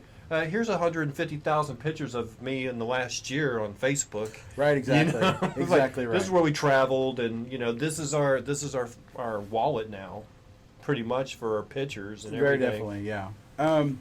Do you guys save memories like that, or you just enjoy the time being there? Because I don't take a lot of pictures. I don't. When we go to natural falls or go for drives on weekends and stuff, it's like I just want to remember it. I don't give it. That's a really good point. I take some pictures, but I have this crazy sense that I'm artistic, right? So I'm like, oh, let me, all this stuff's going, 90-foot waterfall, all that, and I'm like, yeah, but look at this rock. That whenever I focus in on it, you won't be able to tell where the hell on earth we are. But the pattern in this rock that looks like all the other rocks that it's That is something to marvel at. Do you think we could get the waterfall a little bit in the backdrop? No. Yeah. This rock isn't over there. You can't move the rock. But you know, my wife takes the picture. She frames a Do lot a of scrapbooking, do you, Chris? yes. A lot of, you know, I actually do. That's funny. I wasn't even thinking about that, but I do. My wife got me usually to knit, man. all. I've done knitting, so. I've got a buddy that just sent me something where he finished a scarf. It's a very, very intricate pattern. You know, I work with my hands every day, and that knitting still blows me away. I'm like, how's this work again? It's magic. I fold this one over, and then pull this one through. Yep. And I just keep doing it. It's amazing. You don't do it the whole time because at some point I think you have to fold. I don't know how you knit.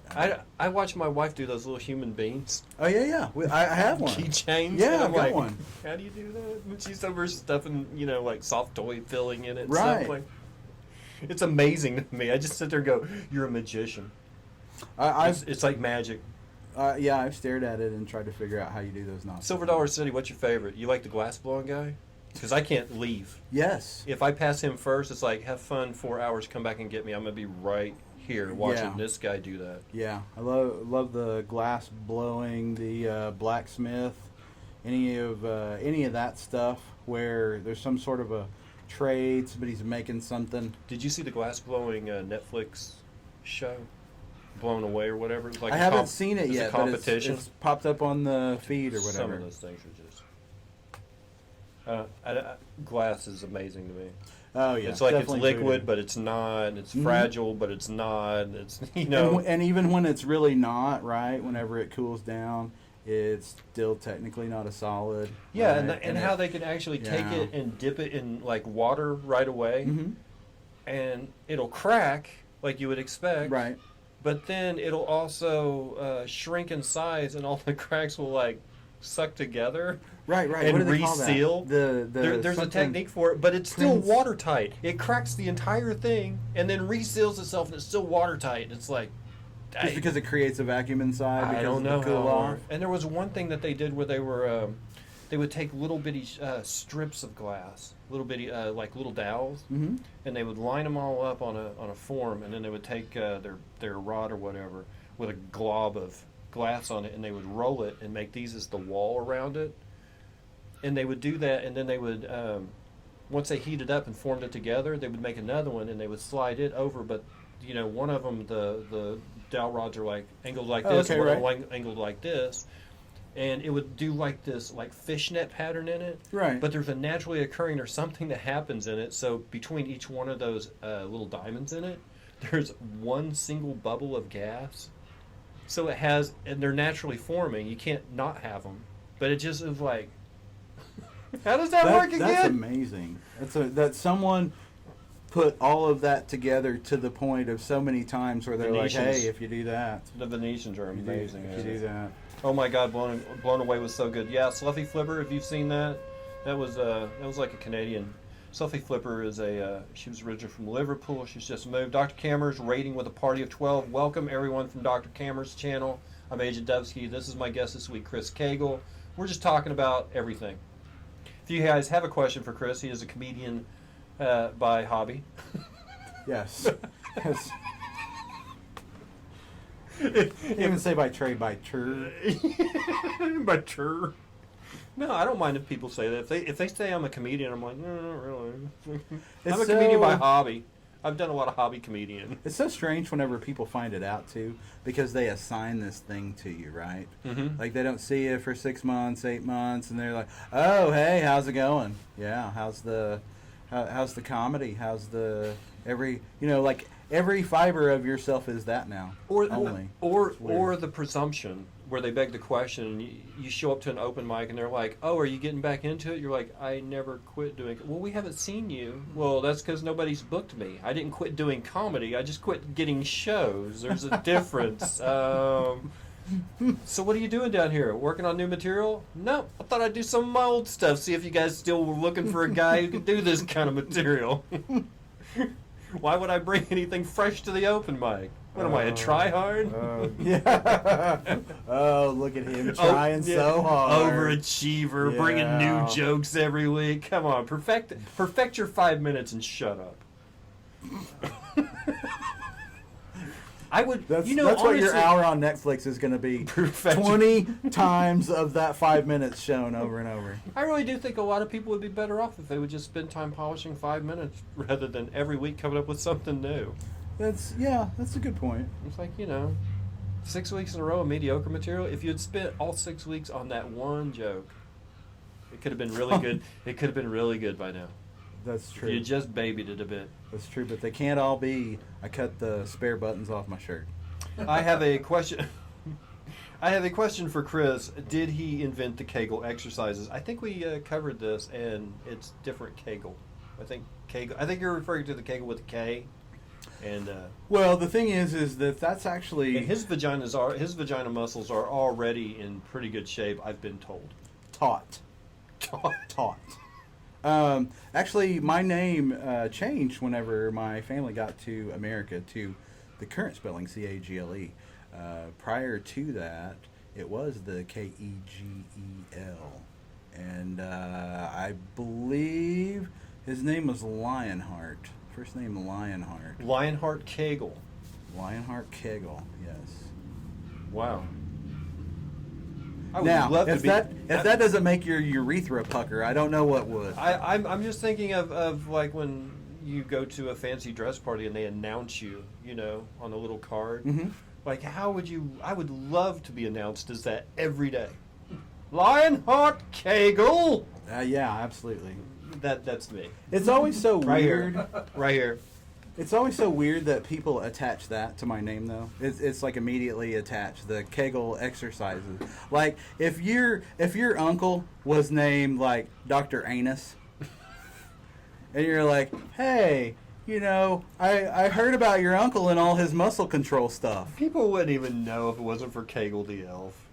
And the whole Christmas Cagle episode, everybody knows that one. That's true. Let's see. As a future, did you see the game today? I did not see the game today. I'm sorry. As a future medical professional, it would be helpful for me to know if you are the originator of this exercise. He is not. He's far too young. I believe vaginas were tightening before your birthday. Let's see. and after as well. In a different way. Barren. Hey, there was one of my wife's family.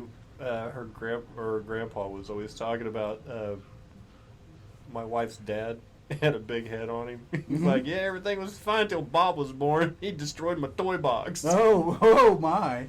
Which is the nicest thing I think I've ever heard anybody call it, is the toy box. Yeah, that is nice.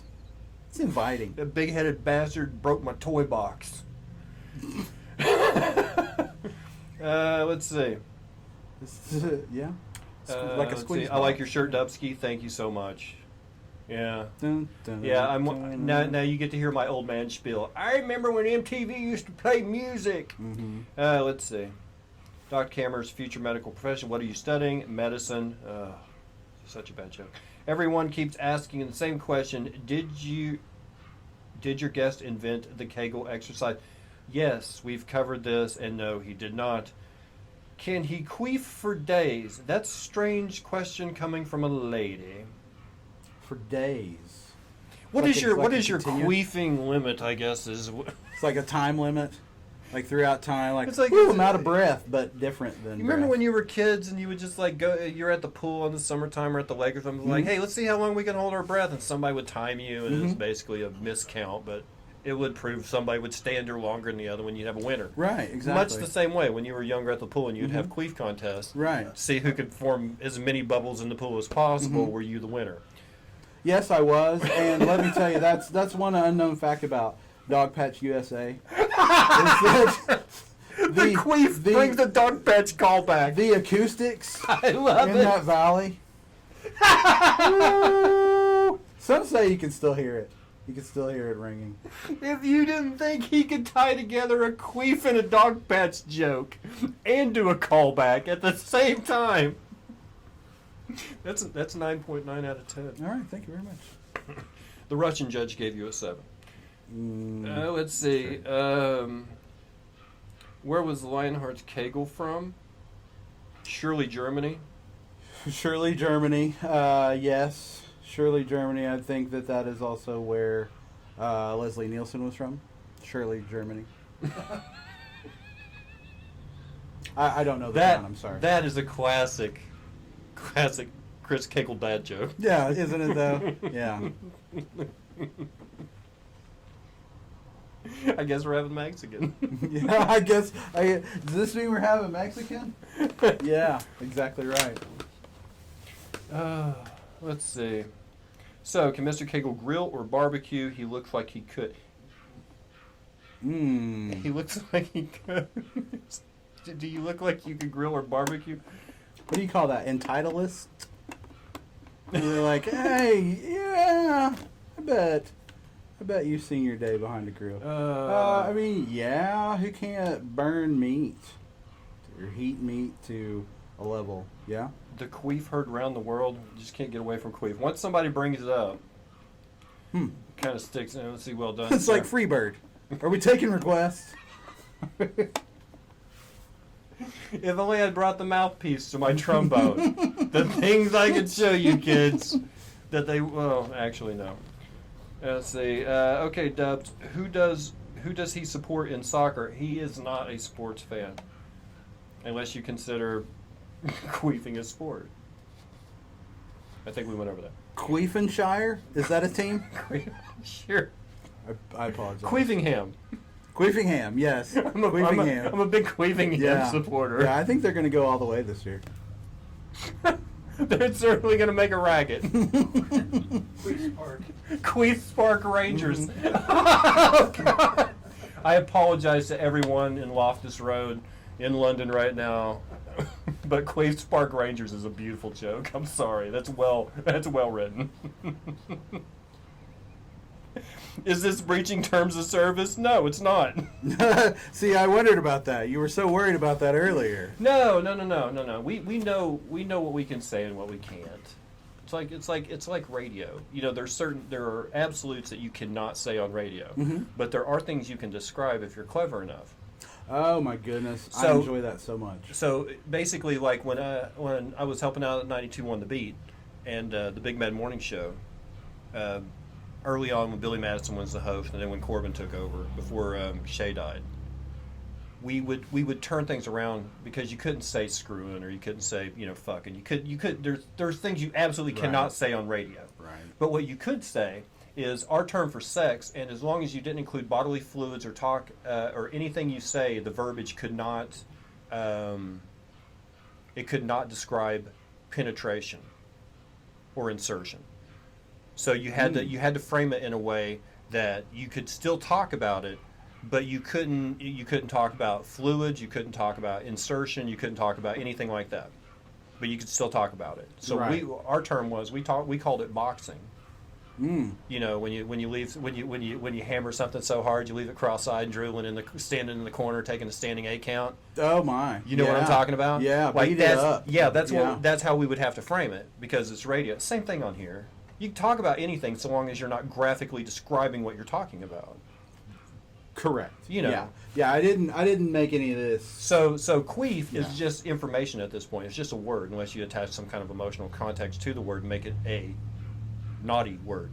It's just a word. We haven't really described what a queef is. We haven't really. I mean, there are built-in definitions. Yeah, but you know what I mean. Absolutely. Like there's oh yeah.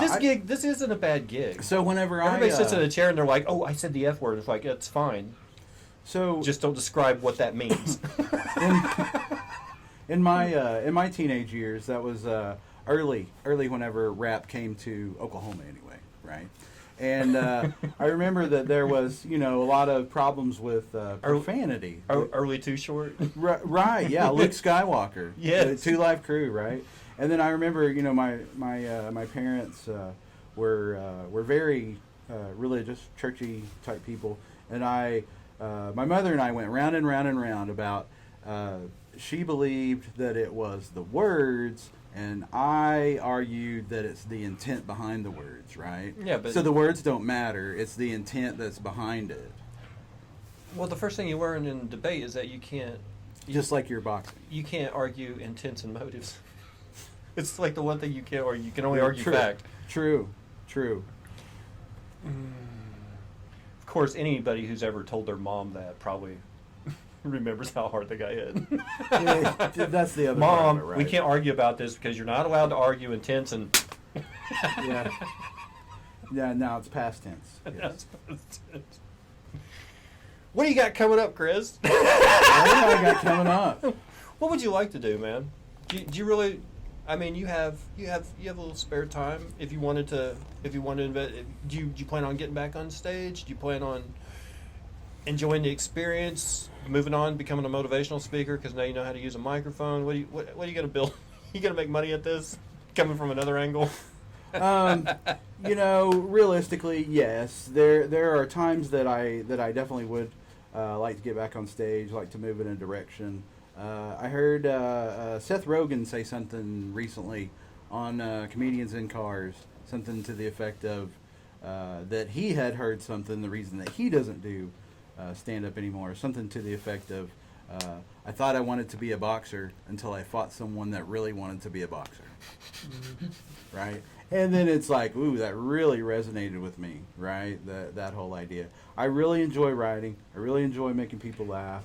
I would, Did you ever buy in front of people? Did you ever buy into the local hype about we all just work together as one big family, and then come to find out some family members are really competitive and don't want anybody else succeeding? I mean, did you ever, you know what I mean? Did you ever buy into that? Because there's a lot of drama, not as much drama as there used to be for whatever reason, but there's a lot of humans are involved. That's the thing, right? Yeah. We screw it up every time. So in some way or another, we'll always leave our mark on good things until we no good deed squeeze goes it and unpunished. crush it and suck the joy out of it. But I really would like to, yes, absolutely, and more through writing as well. Does make the left arm a little nicer somehow. What are you guys talking about? Oh, I like the sweatband. Actually, guys, that's because I've broken this wrist twice, and I don't like the way that my wrist reset. So I cover it up. That's what that's about. Someday I'll get drunk and I'll strip down and you guys can see what a twice broke wrist looks Oh like. my goodness! But I'm not. No. That stays on there. Now, are you gonna mail out pearls for that so that they can be clutched at the time whenever you reveal your wrist? No. What I'm gonna do is I'm gonna mail out a lot of panties that are already twisted. Okay, right. And then tell people to untwist them? Yeah, untwist your panties. All right. It's all about participation. Or I'm going to get a fleshlight and I'm going to put a little piece of sand in it. Oh my goodness! Get the little speck of Make sand your out of own your pearl. vajayjay. Different. All right. You know all how right. people are irritated and you're like, oh, you got a sandy vajayjay. Mm-hmm. Right. No, I was thinking of Well, I don't know of about a the ZZ ladies. Top way. Here's the thing. That's something a guy says to another guy. Like when a guy's like being real, Right. and you're a group of guys. You're all sitting there like, hey, let's go out and get some lunch. And there's like that one guy is like, I don't want to go there. I don't like it. And then you're like, well, you pick something. They're like, man. You're like, just dig the sand out of your vajayjay. What do women say? Do they say get the sand out of your pee hole? I mean, do they make references like I don't know. Yeah. Unfortunately, the only woman I hang around is my wife, Mhm. and we usually don't talk about our parts in front of each other. Really? Yeah. Like I was telling Tom King, it's like, I think I'm at that age now where I'm just so happy. I don't want to jinx it, so I don't talk about it. Sure. Like, yeah. he's like, hey, do you talk about sex with your wife? I'm like, no. I don't want to jinx it. I'm still getting sex. It's like, Yeah, I don't want to call the exactly. no-hitter before the no-hitter. Yeah. You never call a no-hitter in the 8th exactly. inning, son. Exactly. Looks like it's a no-no.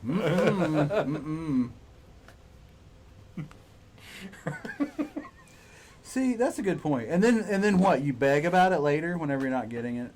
No, That's the actually, Actually, I mean, not now, but I mean, do you have the idea that at some point you not would whine discussing it about at all. I'm not jinxing it. I told you. Okay, fair enough. It is off the table, sir. Fair enough. Yeah, yeah. So how's things with you and the wife? Who are you to ask? Yes.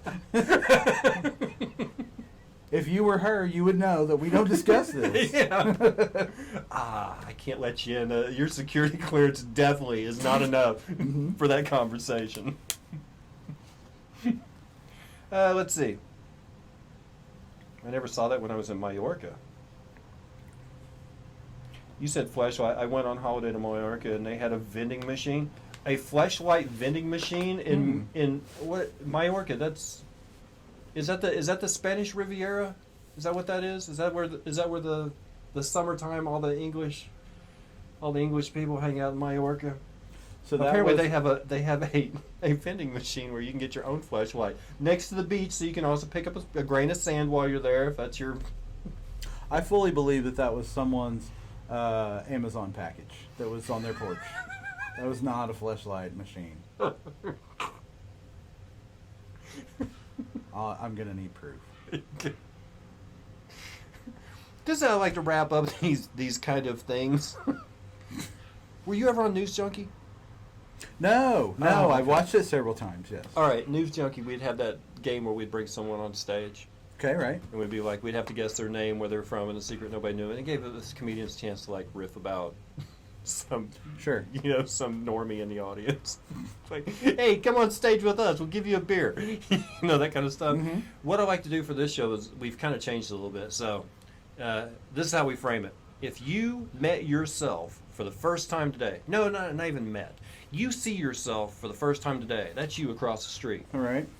What do you think that guy's name is just looking at him? Jack. He's Jack? Yeah. Where do you think Jack's from? I think Jack's probably from Arkansas. Jack from Arkansas.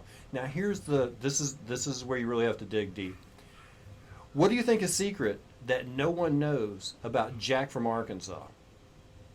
Secret that no one knows about Jack from Arkansas. Yeah, standing over there in that Oakland A's hat and those Once. Adidas that the stripes don't quite go the right direction on it. Yes, absolutely. I'm flexing on you. You don't even know.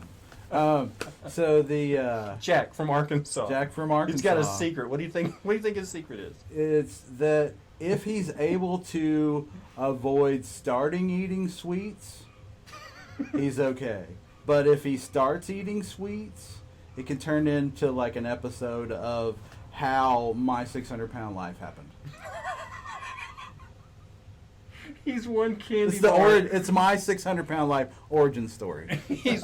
He's one Kit Kat away from being bedridden and obese. Yes, exactly. If there were enough So he's standing there. cookies in his house. So he's standing there. You see Jack from Arkansas, who you know this about, Right. and you see him there with that Kit Kat in his hand. Do you slap it out of his hand, or do you let him make his own decision? I toast his Kit Kat. Give him a Kit Kat toast. Yeah. Cheers to you, Jack. Follow your dreams. I'll help you rent the helicopter that eventually pulls you out of your bedroom. Exactly. Or drops more Kit Kats on you. Open your gullet. Here comes the chopper. There you go. There you go, Tony. You're the kid selling candy bars at Fat Camp, aren't you?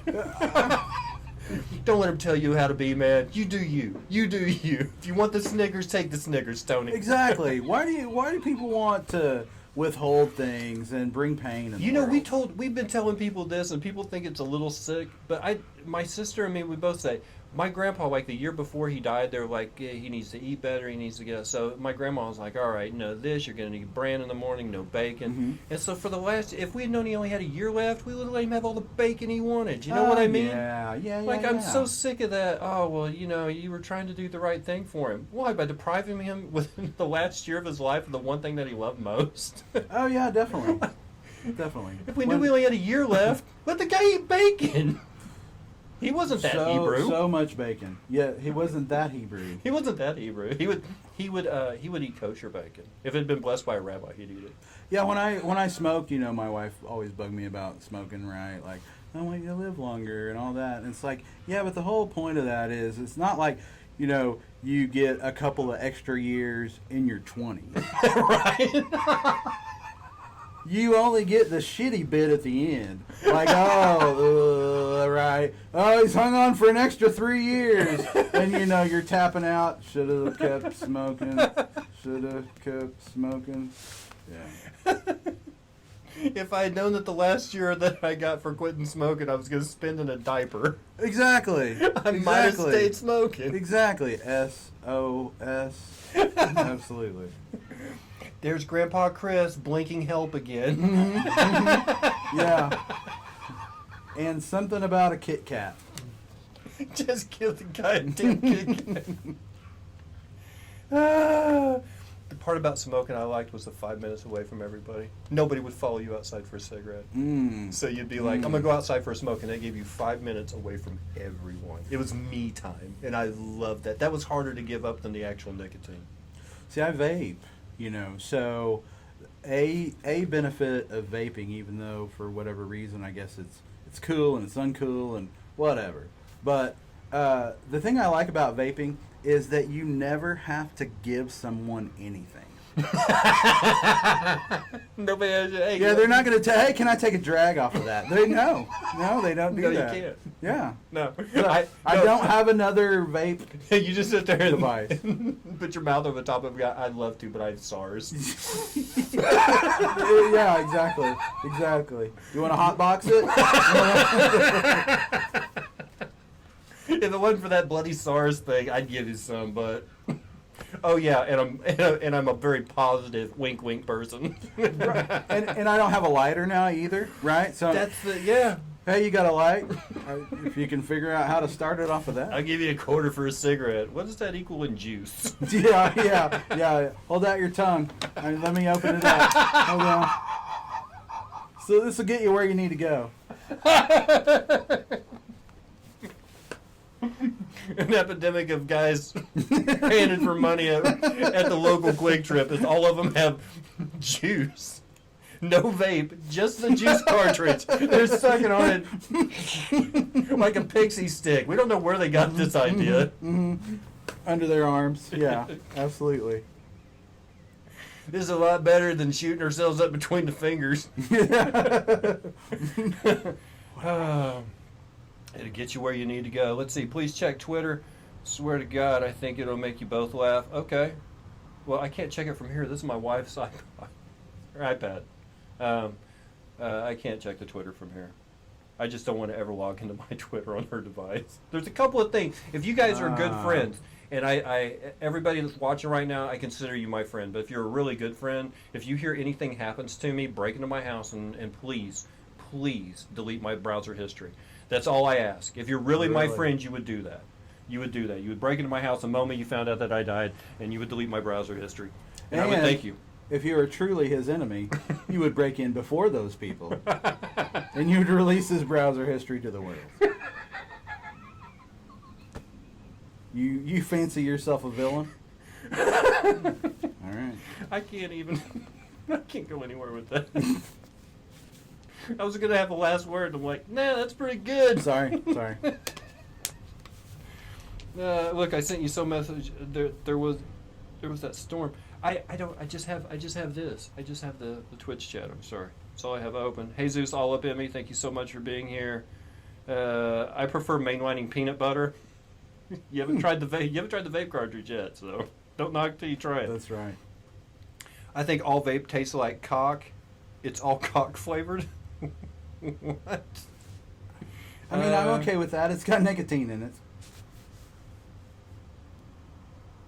Don't vape cock shame me. Is that a thing? A real friend would tell you about incognito mode. I'd made some joke on here one night about having is my fault for having really bad discipline in having my laptop next to the socks next to my credit card number. Oh, right. There's a veiled porn reference in there somewhere, Sure. I think. And someone goes, "You pay for porn?" Oh, yeah. I was like, "Oh, Yeah. you kids with your free Yeah. porn." Yeah, it's just- only $49 a month. 49. Yeah. What? I mean, yeah. You're not paying $49 a month for porn? I don't pay for porn. It's not 1997. I just wait till they're done with the magazine and then I pick them up. They're I don't pay for it. done with the magazine. Magazine. That's You kids don't even know what it's like to. right. The textures. It's a full body experience. It's not just visual. Okay, Not auditory. here's the thing. Here's the thing about being part of this generation. To have a picture of a really beautiful woman, and the best part you want to look at has a staple in the middle of it, Yep. Yep. and you're like, "Damn it!" I feel like it prepared us for the current times and all of the body modifications. we were more prepared than most. Let's see. I'm a classy lady. I never swallow that. Whoa, hey. I love gargling vape fluid. Reminder for Mr. Cagle live at the Odeon Hammersmith London. Yes, I will make sure that he leaves with the proper title of the Billy Connolly video. Who said that? Thank you. Distilled Gamer. Oh, okay. He used to go by the name Satanic Minion. He changed his name, lightened it up a little bit. Lost his job? Did his job change? Satanic Minion? Not anymore. Nope. All right. Used to be Satanic Minion. It's a free agent. Porn is on effing Twitter now. Oh, Lippo. Porn is on Twitter. Well, Yeah, all the guys tell me how classy you are. That is all they want to talk about. Has less fortunate folk had the J.C. Penney's catalog. I don't want to comment on J.C. Penney catalog, but the models were a little. You know, they don't get for the J.C. Penney's catalog. They don't get the good models. They get like the models they could afford. Like the pretty ones are all going to like what was it before Victoria's Secrets? What was the name of the place? Frederick's of Hollywood. Oh, ooh, you yeah. know what I mean? Oh, yeah. Like that was the hot thing, and then Vicky's Secret came out, and that was the hot thing. But J.C. Penney's, they were getting kind of the girl that they kind of had to airbrush a couple of scars away, and maybe her eyes weren't exactly looking at the same thing. But you didn't care because all you were wondering was how lacy that bra could get. that's correct. And also something that you don't know about John. A J.C. Penney catalog broke a young Dubsky's heart. No, actually it wiped my ass because we ran out of toilet paper a couple of times. And that's where he discovered his love of the items that he wants you to delete from his browser. Just lingerie. It's really weird. There's no naked people at all. It's just lingerie photos. It's not scat, it's more like scuck. I'm really not that adventurous, even sexually. It's like, ooh, we opened up your browser history. We found 17 handwritten pornographic stories and one picture of a lady wearing a bra. It's like, yeah, well, I love the written word. That's right. Yeah. I never thought it would happen to me. I know your story starts with that. If there's a story, I never thought it would happen to me. Preceded by Dear Penthouse. Turns out I was the best mattress delivery man that place had ever seen. The end. The best mattress Because delivery. porns always have like job titles that are never in the real world. Like, hey, we're the mattress delivery men. Oh, good. I'm glad you're here. It's like, Mattress rental. Probably mattress Should we rental. try it out? Yeah. Yeah. It's like the weirdest situations. I got a ticket here. I need to drop off a mattress for the next 3 hours. Mattress rental. I've got your pizza. It's like, come on, man. And then that's where you pause it. Is whenever they zoom in on the pizza. No. No, because the pizza usually had the schlong in the box. Oh. It was kind of like that bit from I mean, Bachelor did you Party. like hold your hand over and just look at the crust, or You remember? just kind of cover it up? Do like a Remember hand Bachelor black Party bar? with Tom Hanks and Adrian Zmed? Yeah. and they get Nick the Dick to go over and mess Right, with it, and then right. she's like, "Is that a foot long?" He's And like, then some. and then some." Yeah, yeah. Yeah. So It was the same. Okay. In porn, they use the same premise, only it's a pizza box, and there's a hole cut in the bottom. The guy puts his schlong out. So I usually pause it right about the time he's reaching for the box, but doesn't quite open it because I'm not really into I like the written word in Women in Bras. I thought we went over this. oh, Luigi's, eh? Is that Umberto's deep dish? That's- yeah. Trying to zoom in Because to find the address. if you throw your eyebrow in the air and make like a really creepy look, anything sounds dirty. Absolutely. Can I get you another glazed donut? Absolutely. Chris, it's been a pleasure. Absolutely. Thanks for being on the show. You're very welcome. Great time. When we come back, we'll have more.